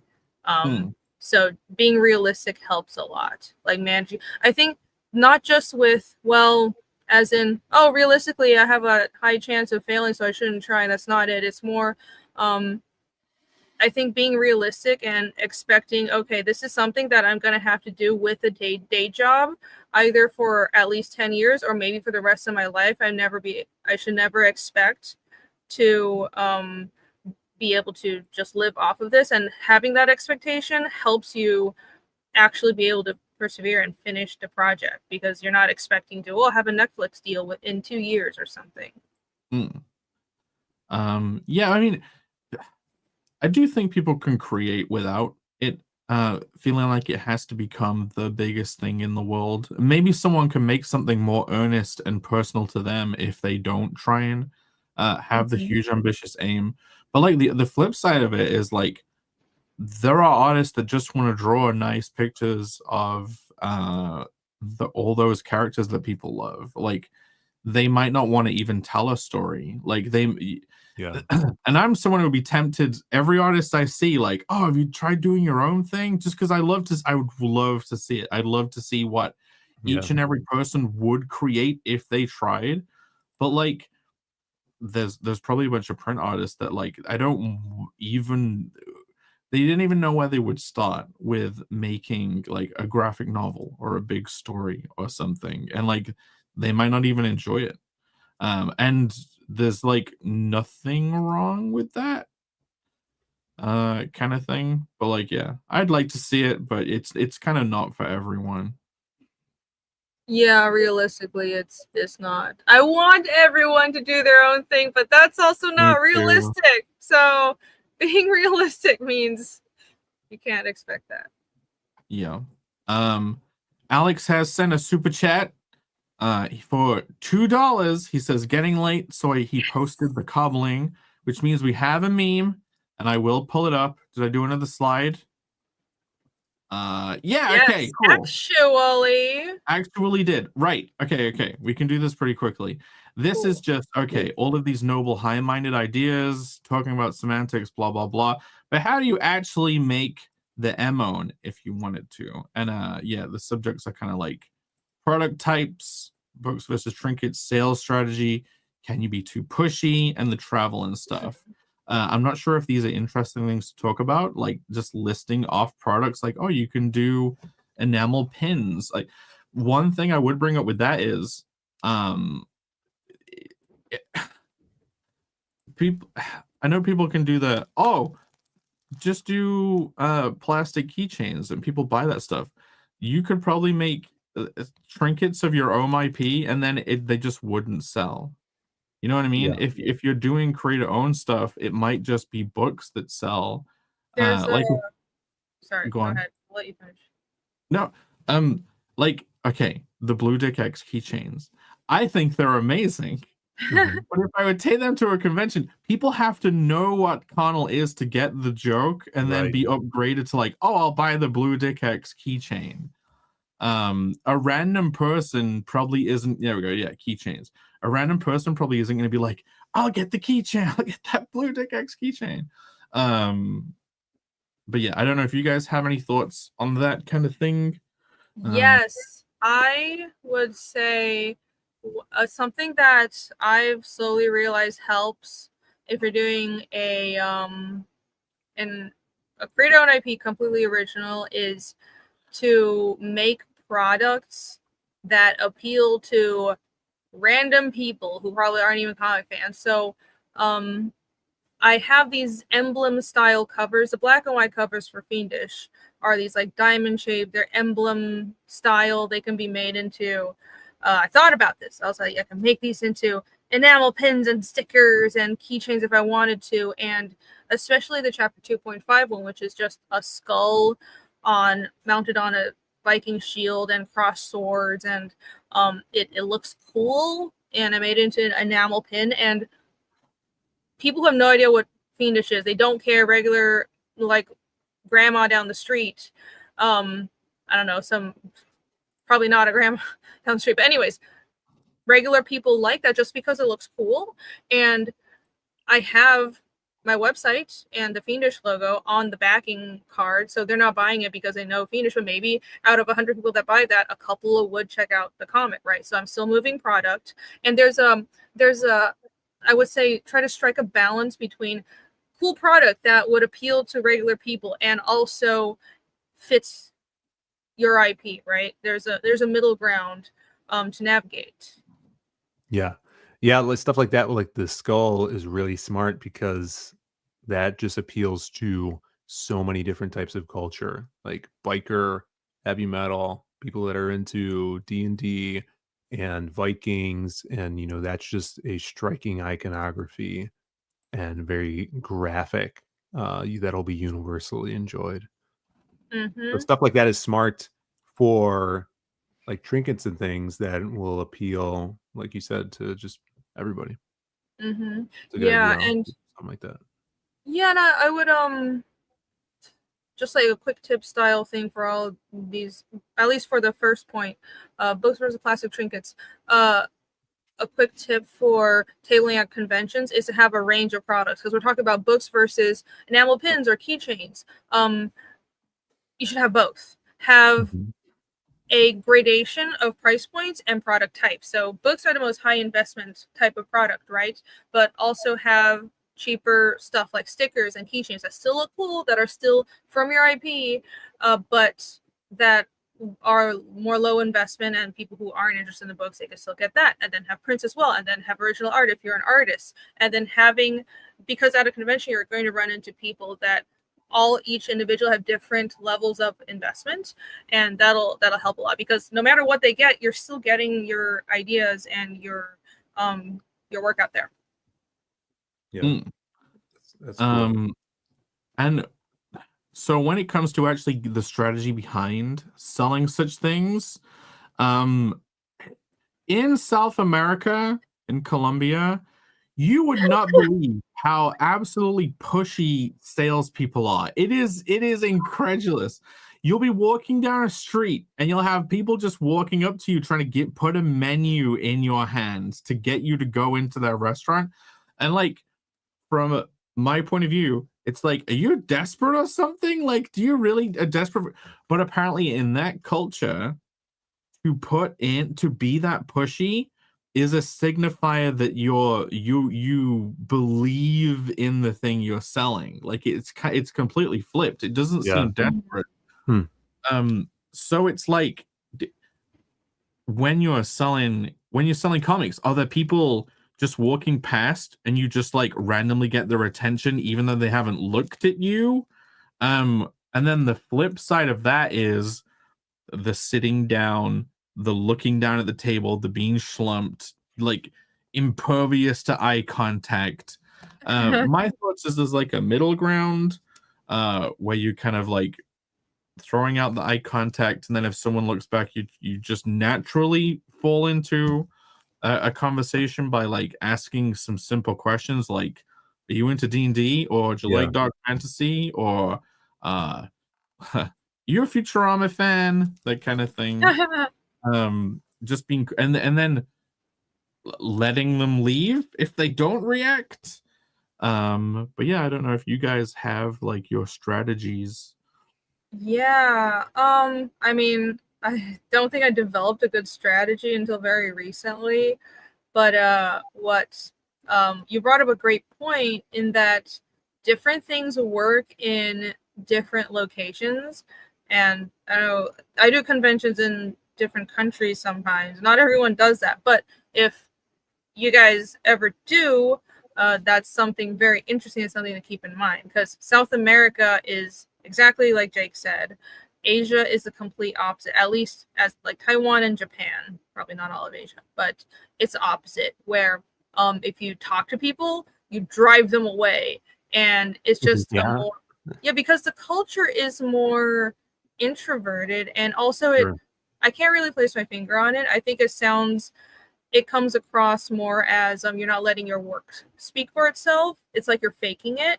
So like a few words are fine, like, well, hello, or like, take my card, and then just like being quiet and polite and letting them slowly have peace and flip through your work is kind of the approach in Asia.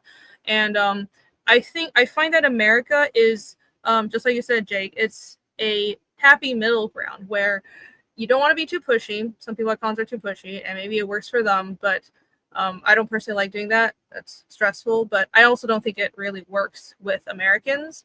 I would say wait till someone's interested, have a quick, catchy thing like, hey, are you interested in Futurama? Are you interested in vampires for hair? Are you interested in magical policemen and for Phil? And a quick line like that, and if they're more interested, you feed them a little more, and if they're more interested, feed them a little more, and get them to pick a product. Or if they're not interested after a certain point, kind of read their intentions and don't overstay your welcome, and don't keep them at your table awkwardly, right? Know when to just say, here's my card, more of my stuff is online, hope you enjoy the show, right? And if they're picking up your book, let them read it in peace and kind of scatter in some conversation, but don't be pushy about it. It's a really fine line, and it's really hard to do, but once you figure it out, it's really rewarding, because it feels like I've figured out how my work and my book connects to people, how to connect their interest to what I'm doing, and it's so great. It's magic. I hate the guy shouting from behind his table, being like, "Hey, do you want to hear about my indie comic?" It's like, Whilst you're 10 feet away. Right. It's like, no, I'm walking past your table to go somewhere. I don't. And I mean, that's for decades going to shows like that is so cringy, even as just someone walking past, like not even as a creator. Yeah, it can Demanding the attention, violating. But I mean, so some people think they have to do to get the attention, and that's how a lot of people start off. But yeah, I think the happy medium of subtlety, if they're over there looking at your stuff, they're there for a reason, Yeah, kind of like read if they're interested and respond to it. I think it's the best way to go. Pat, are you gonna spend the whole of Sasquatch Con looking directly at the table, hunched over, impervious eye contact? Or are you gonna start jumping out into the aisle and grab people by the scruff of their neck? Oh yeah, I noticed today there were people walking by, and I was drawing the whole time, and they were ignoring me, and the guy right next to me kept saying hi, and he got a couple sales. You should look up every once in a while. I think the drawing say hi to people. He was poaching my freaking people. That's what no. Poach his people. Guess what? I emailed Red Entertainment about getting Spike McFang. Phil, can you use Grok to ask who owns Pissed? Yeah. Okay. Oh my God. I'll look it up right now. They're the wild card. I think sitting down and drawing is the worst thing to do. Yeah, I think you can only Sure. afford to do that if you're already massively famous, like Simon Bisley, and you also have an assistant. Right, you have an assistant over there, but Yeah. for me, like, it's less threatening if I see if someone has art up and then I see them drawing, like I feel like I could sneak up and look at their stuff, and then sneak away if I don't like it. That's So, true. It's not Yeah. terrible for a creator to actually be doing something rather than just standing there waiting to engage with someone, And Yeah. I mean, the Biz at Heroes, he was Mhm. painting away, but he had an assistant. Right. Yes. Yeah, he's doing the sales and everything, and I will say that is the ideal setup, at least for artists. I don't know about writers, but Mhm. having a table assistant is just godsend. It helps so much. It helps. It makes your table feel more approachable. For some reason, at least that's how I feel when I'm looking at tables, and I feel like it makes a difference for when other people walk up. It's almost like I'm not just, my attention isn't just focused on the person who's at the table. It's like there's someone else there.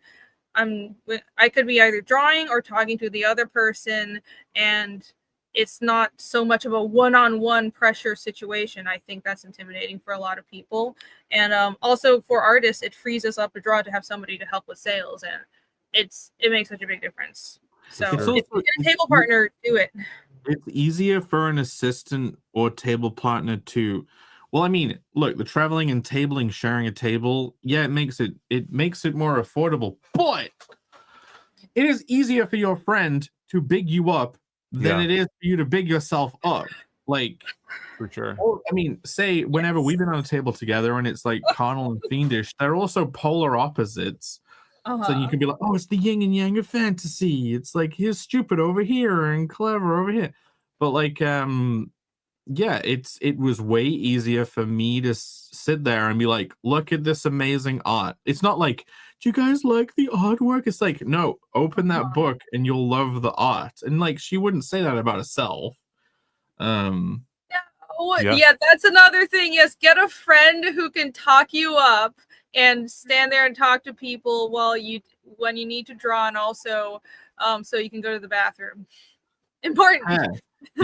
You need to find a friend to drag with you to the convention, and then you can sit there drawing, and then they have to be like, you see this guy? Do you know who this guy? Get a hype man. Yeah. Everyone needs a hype man. We called that in high school. We used to call that the napkin boy. Napkin boy. Because we'd let one person sit with us at lunch if he would bring us all napkins. That's funny. Oh my What god! What a funny way to come to a Burger Andy. So they were a loser and they wanted to hang out with you, but you were like, you can hang out with us if you get the neck. Wow. He was a loser, yeah.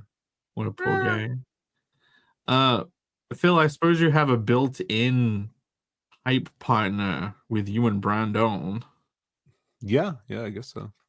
But do you actually manage to big each other up, or you're like, this guy? You don't want to know what he's like to deal with. No, yeah. I've caught him bigging me up before. You've caught him. Yeah. This is an occasional thing. Okay. Summarized in 3 sentences. The intellectual property of the 1994 video game Pissed, developed by Parity Interactive. Their company name is a parody of parody. Oh yeah. Parody? How now? You've hit peak comedy when their company name is Parity. Palladium Interactive was acquired by the Learning Company, which itself was absorbed through various entities, potentially leaving the IP with a successor like Ubisoft or in legal limbo. Without specific records, the current ownership remains unclear. It's in legal limbo. I don't know if you can even identify it. So maybe I'll just do that one straight up. Yeah. And like What do you- Ubisoft won't even know they own it. So you could just do it. I just looked it up on YouTube. Yeah, there's videos of it. Pear, weren't Okay. you doing like that Veronica book? The Yeah, vampire that guy will let me make a comic of it of his game, but it's harder than it sounds because like you can't just make a comic that's like a walkthrough kind of thing. You gotta have a story kind of. Yeah, And so I haven't found the balance of how to do that with that game. man, it was hard with Hollow Fist. Like, okay, video game writing is difficult because if you want to actually write a story, you kind of can't do it. It's just situations that you create that are like only slightly explained, and everything's explained for like little tidbits that you hear about everywhere. And then if you ever try and convert that, yeah, if I was to try and convert Hollow Fist to an actual graphic novel, which I want to do, it'd be so fucking difficult. yeah. Because it's a different kind of intrigue you create in a video game. It's a different type of mystery. For sure. Yeah, and you're like, well, because it's Elisa is the game, and I can't think of the guy's name who made it. He's cool though. He has a cool name. He's French. He lives in Japan now. I think but the kind of stories you could do is if it's in a bigger world and there's a side character that you see a couple of times, you kind of tell a story of the side character, and they get glimpses every now and then of the main character. yeah, I kind of pitched him something like that, and he's like, "Nah, I don't, because I don't want to dig myself into a hole. So let's just stick with the video game." I'm like, "Well, what's like the lore? Because I don't even know like what to make the story about." And he told me the full story of the game and the sequels he has planned, and I'm like, "That's awesome! Like, let's do that." He's like, "No, because I got to save it for my game." I'm like, "Okay." That's funny. Yeah, it's so difficult to convert like a game to a direct story that's told in like a chronological order. Okay, look, we've hit 3 hours. Alex Webby, he said it was getting late. Shall we reveal the meme of the week? Meme it up, and then I have to go take a shower because I got to be up at 8 in the morning. Well, I think we'll be wrapping it up. Like the sun's rising over here, so yeah, we can pull up the meme, and then pitch some stuff, and then I guess it's snooze-a-large time. How do I? It's the right thing. Okay. I don't want to meme without you. Thank you, Alex, for another awesome dedicated meme. Here we go. Wow. It's a comic convention. Yeah, Fiendish covers are on the big banner. Yes. Is this what we would all cosplay as? Is this a Trigun character or something else? What is this, Phil? It's just me in a hat and a flannel that I'd never wear. So you're cosplaying as Phil in a hat with chain. No, I think our what is that? That's my business card. Business card. Oh Flipping out. Yeah. Get my business card, baby. I'm back. What did I miss? The You missed meme. we're doing the meme. And the Fiendish covers are on huge posters. That's so great. Is this who we should be cosplaying as? So I guess I should be cosplaying as Freeran. Yes. Yeah. Irene should be cosplaying as Trigun. I don't know why I'm cosplaying as Trigun, but I guess I am. I think it's just mixed up there. That's pretty. Is that me as Dandy? No, that's Pear as a vampire. You're as Dandy, but you're no, blonde. But this is blonde Dandy, and Phil isn't blonde. So yeah, I'm very confused. Dandy? You have to go blonde now. If the AI made this image, though, this is a very good drawing. Yeah, it's pretty good. These look great. There's Black-haired Bash too, which he does have in the comic. Oh, interesting. But yeah, Spoilers. Noel as a vampire, Irene as a goth emo witch with I'll take that. with the big black boots. I'm Nice. wearing orange Converse, it seems, as a wizard. And Cool. yeah, scene Kid Phil, no earring. I guess it's on the other side. Yeah, it's on the other side. If it was on the visible side, that would be the gay side. This is the gay side. So Yeah. thank you, Alex, for not making Phil too gay. Thank you. Okay. I get to start. All right. Yeah. 20 chickens died to make this Grant Morrison Chaos Magic Bowl. You skipped the gooning part. It sounds like another British thing. I'd probably try it. Probably. Oh, I'm dandy. Should I Dandy. flick back my hair and become dandy? I could probably do the Yeah, that would be interesting. with enough need- hair gel. I could probably do Yes. dandy hair. Mhm. The order isn't the same, Jake. Get it right. Read my cryptic properly. Sorry, Alex. Sorry, Alex. Okay. Gay fine shit. Whoa, there's Gigi Henshaw. Oh my god. I guess that means I have a tiny penis. You're getting all of this energy thrust into you. There's no sex involved. Oh my goodness. It's all Dandy. straight edges. I wonder I what- stand. Would people go that ahead. see this on Twitter with all of us tagged in it? There's no context, no subtext. I was just reading interactivity. There's the people that read this that haven't watched the show have no subtext to they don't understand the subtext of this. Yeah, the real storytelling is in the subtext. That's right, brother. They need Yeah. to know what's up. Yeah. Yep. And I verified Google Translate does actually translate that phrase in Chinese that way. So Amazing. There you go. It's Cool. fully correct. GG. yes. I was just wondering if they use the slang. So anyways, look at this spread. I kind of went over it and I shit all over his colors. I've been on a sausage discovery talking about the food, you motherfucker. Did I say that? Probably. I remember More the than song. once. You don't remember? No. Yeah, I you might said have been all of that more than once. I did. Okay. I don't remember, but I guess I did. I've been on a caffeine high. I apologize if I've been obnoxious. You say it every Not. week. Yeah, I remember that from last week too. I definitely do. You're correct. Yes. Okay, There's it's my turn. There's a little vampire behind him. The man of the hour. He had a comic about how squirrels saved this one town. It's called Absolute Guido. You're giving me goosebumps, man. I'll try anything once, so let me know where to wank. Wait, I didn't say that. Yes, you did say did. that. You just said it, so you officially said it. You definitely said Oh. it. Well, you also previously said that. Yeah. And look, you got this flesh pile vampire. Is that the president? That's No. the president killer. Yeah. Uh, It's in the pot. Napoleon says you don't have to sexually charge chaos magic by Napoleon Conapati.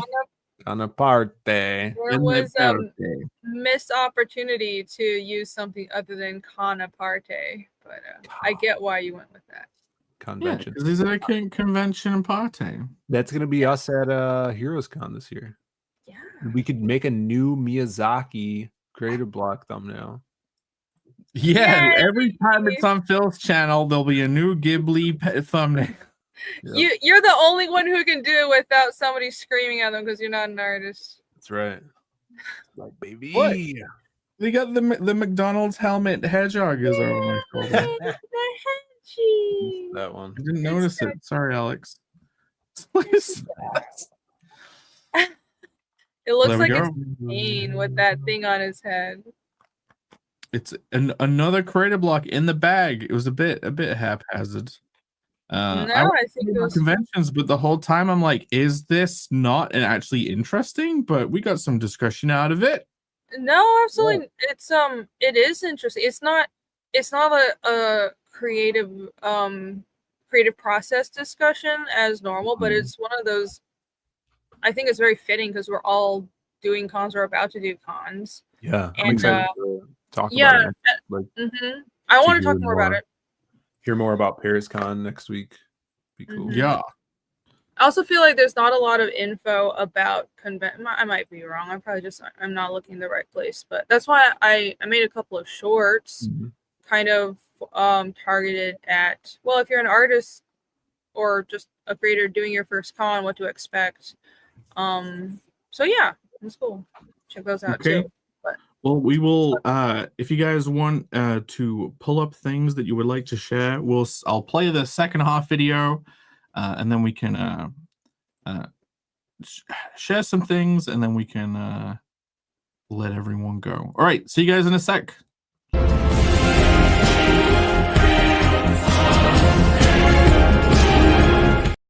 Don't go anywhere while the video is playing. yeah.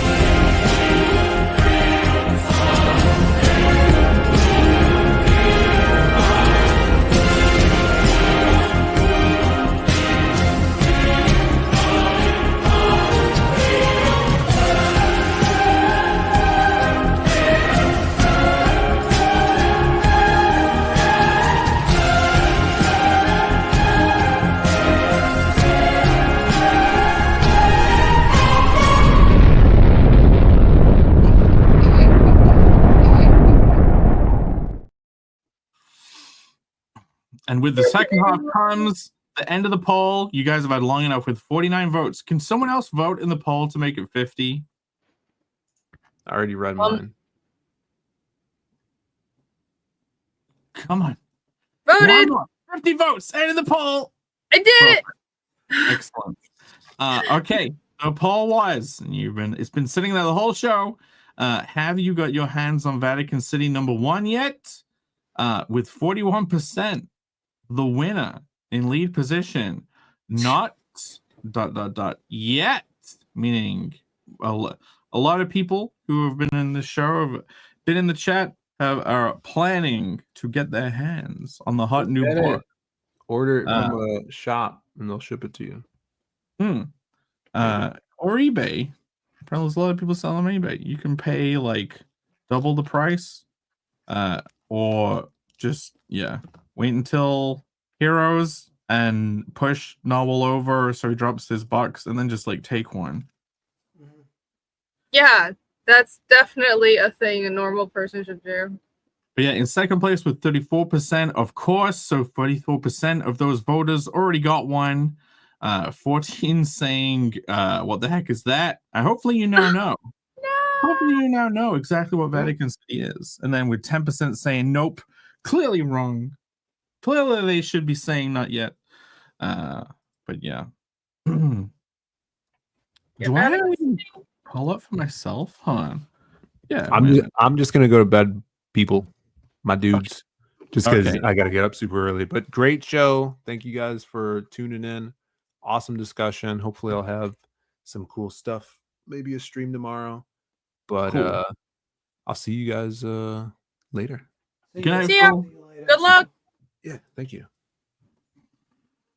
I don't know. Yeah, head on down to C2E2 tomorrow and bump into Phil. Irene, do you want to show those covers off again? Oh yeah, sure. Do I have some? Yes, I do. Okay. For the people who weren't here earlier on, here is the reveal. Wait, no. Window, where is it? Oh my fucking god. Why is it showing up? There we go. StreamYard's being a baby. Yeah, here is the reveal today of 3 Fiendish Japanese edition covers. So from left to right, that's Fiendish 1, Fiendish 2, and Fiendish 2.5. I'm doing a small print run of Fiendish in Japanese to bring to Osaka Comic Con, so I'm really excited about that. And I figured I would do a Japanese / Asia variant. So I have my set. The English edition has like perma covers, right? So those have a cover that I settle on after each campaign, and I'm thinking that's kind of like the Western version. And then the for the Japanese cons, and I think I'll use these same covers for the Chinese edition, which I'm also working on. I don't want to come out because I don't have a lot of time. But anyways, yeah, this will be more for the a different market, a different look. I hope you guys like it. I'm very proud of them. I feel it almost feels like looking back after the chapters are done, it was easier to grasp what every book was about and design a compelling cover. Like I have a lot of trouble designing covers for my own books. Actually, I don't know if anyone else has this problem. It's kind of stupid. I feel like an idiot, but it's one of those things where you're too close to your work. I feel like that definitely. So it helped to be able to step back and then make new covers. It was a lot of fun.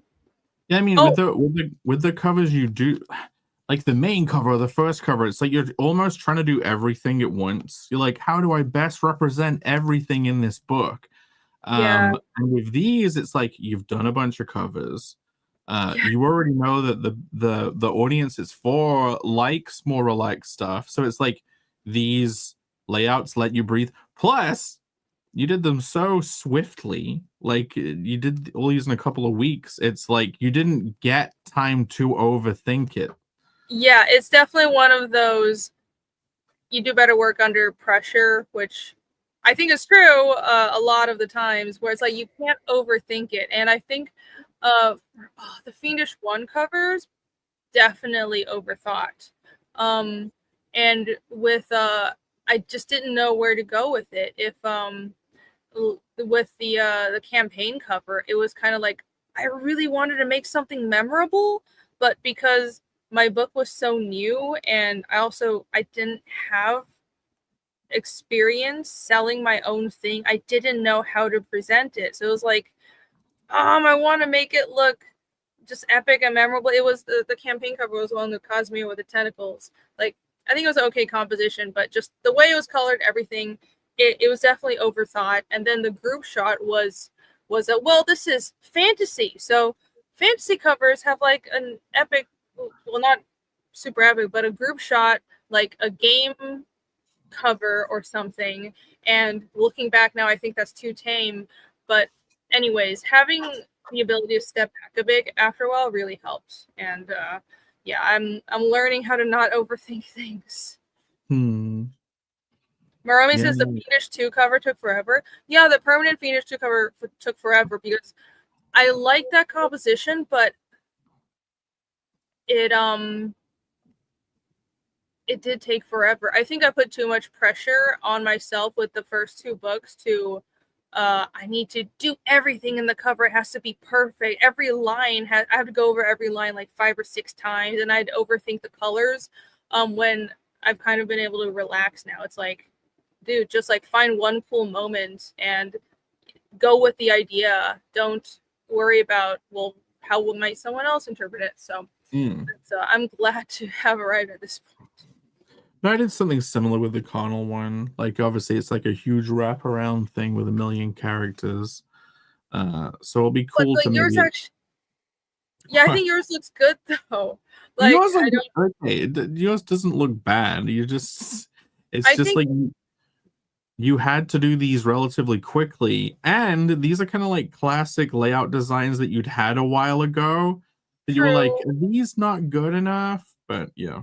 Yeah, I've been sitting on these for a long time. And at least one of them I didn't do because somebody said it wasn't a moment in the book, so it wasn't, or I don't know. I think I was worrying too much about what other people would think. Like, oh, it's the chapter 2 cover for Yomi. I really like that composition. I had that sketch for like 3 or 4 years now, but somebody said they didn't like it because it's not something that actually happens in the book, and I was worried about, I was too worried about what other people would think. I just don't care anymore now because I'm more confident in the book. I think that's also it, and that honestly that helps a lot. I can pull up like the chapter 1 covers. I don't think they were bad, but it's one of those things where it's like you grow into your book sort of, or a lot of people do. But yeah, I'm looking forward to seeing these printed. So yeah, awesome. Me too. Yeah, I need to send these to print today. Pat, do you have anything you want to shout out that isn't Vatican City, or just tell everyone go buy 20 copies of Vatican City? Yeah, just Vatican City to 50,000 sales. Let's do it. Second print run on issue 1. Let's manifest this with some affirmations. And then Yeah, breaking out of our bubble even a little bit, like if it expands more and more, like it kind of is a little bit, but more of that. And then yeah, Cerberus is coming soon. So those Yes. Oh yeah, Awesome. go to the mailing list and sign up. novelbooks.eo.page/1n6vx. You can remember that. Yes, please, thank you. Easy. Yeah. You pulled this up, Irene. Oh yeah, there's the permanent cover. Yeah, sorry, I didn't mean to interject Pear's pitch. Are you done or no? I'm done. Yeah. Okay, yeah. No, I was just continuing the cover discussion. Yeah, going back, I don't know. I would have done more with this cover or done something else, but hey, it is what it is. That's another thing about making a book, or especially a series. You kind of have to be comfortable. I think you have to be comfortable with knowing, hey, you'll evolve. And looking back at book 1, 5 books from now, you're probably not going to be super happy with the work, but also it's something you build on. So yeah, I don't think it's bad. I just think I could do better now, which is a good thing. Yeah, I'm pretty sure later on I'll look back and be like, this chapter 1's panels is like a try-hard clusterfuck. Why did you do this, Jake? And then they'll be calmer in future books or something. But yeah, I don't think it's well, I think you had experience marketing a game and doing art for a game, so that helped a lot. I've never really done anything like this. I've done little one-shot comics, but it's nothing like this. So it's one of those things where people tell you to not jump in and do a big epic project for your first like serious thing, and that's for a reason, and I didn't listen. But yeah, oh, thank you, Alex. I'm glad you think so. It's not bad. Yeah, it's one of those, it's still the first permanent cover, so I love it for that. It is still the first or the early work. I look back on it fondly, and I'm happy to keep seeing it. Speaking of early work to look back on fondly, you guys remember the portrait cover? Wait a minute, remove. Yeah, the portrait cover to which is apparently called Dace cover, because in the file I tried to name it face cover, but I named it wrong by typing now it's the Dace cover V2. The new coloring I've been playing with on those Fiendish covers, I kind of went back because this cover is getting printed in the Nippon special. I kind of went back and applied a similar method that I've been using to the portrait cover, which 16 people who are the Throbbing Package Throb Squad elites got. Yeah, I updated it. I think it looks nicer. I like that the shadow goes from blue to pink now. It feels even extra, but yeah, that I would update the people who are getting this cover to show you guys the kind of, yeah, grab Jake's Throbbing Package. So you can get that at connellcomic.com over on Indiegogo. Yeah, thanks to all the backers already. But man, that's it. I am truly shattered. Like it's like nearly 3.5 hours. Like I am almost dead. Super late. We should go to bed. We should all go to bed. Especially Pat. You should go to bed right now. Sure. I think I'm in that haze where I'm tired, but I've had about like 2 gallons of coffee, so I'm on pure just like. Yeah, I'm a zombie. But you're just living life, they call that. Richie Dupe. Aww. Someone else in the chat said, I apologize. I don't remember if it was Richie or Alex. or someone said it's nice to see people talking about comics for a whole stream. Well, that's all that we do here. So if you enjoyed this and just seeing more general comic nerd talk, but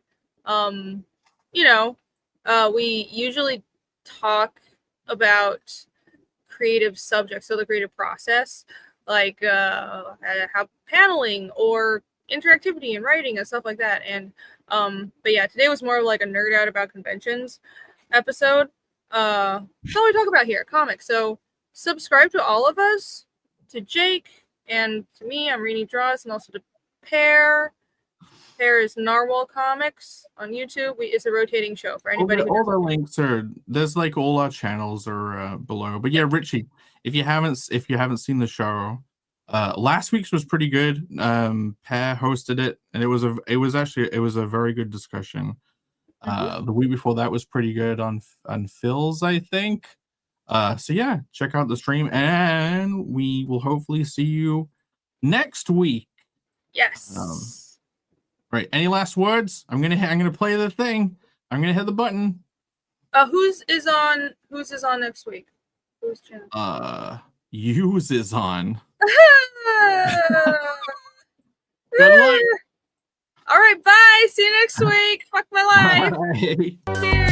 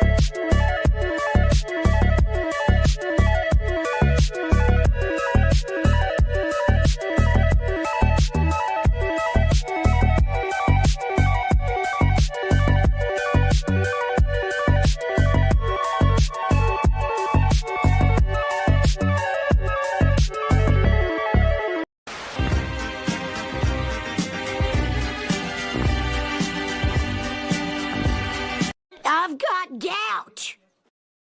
I've got gout. I meant to put the static thing What over is the that of a misery?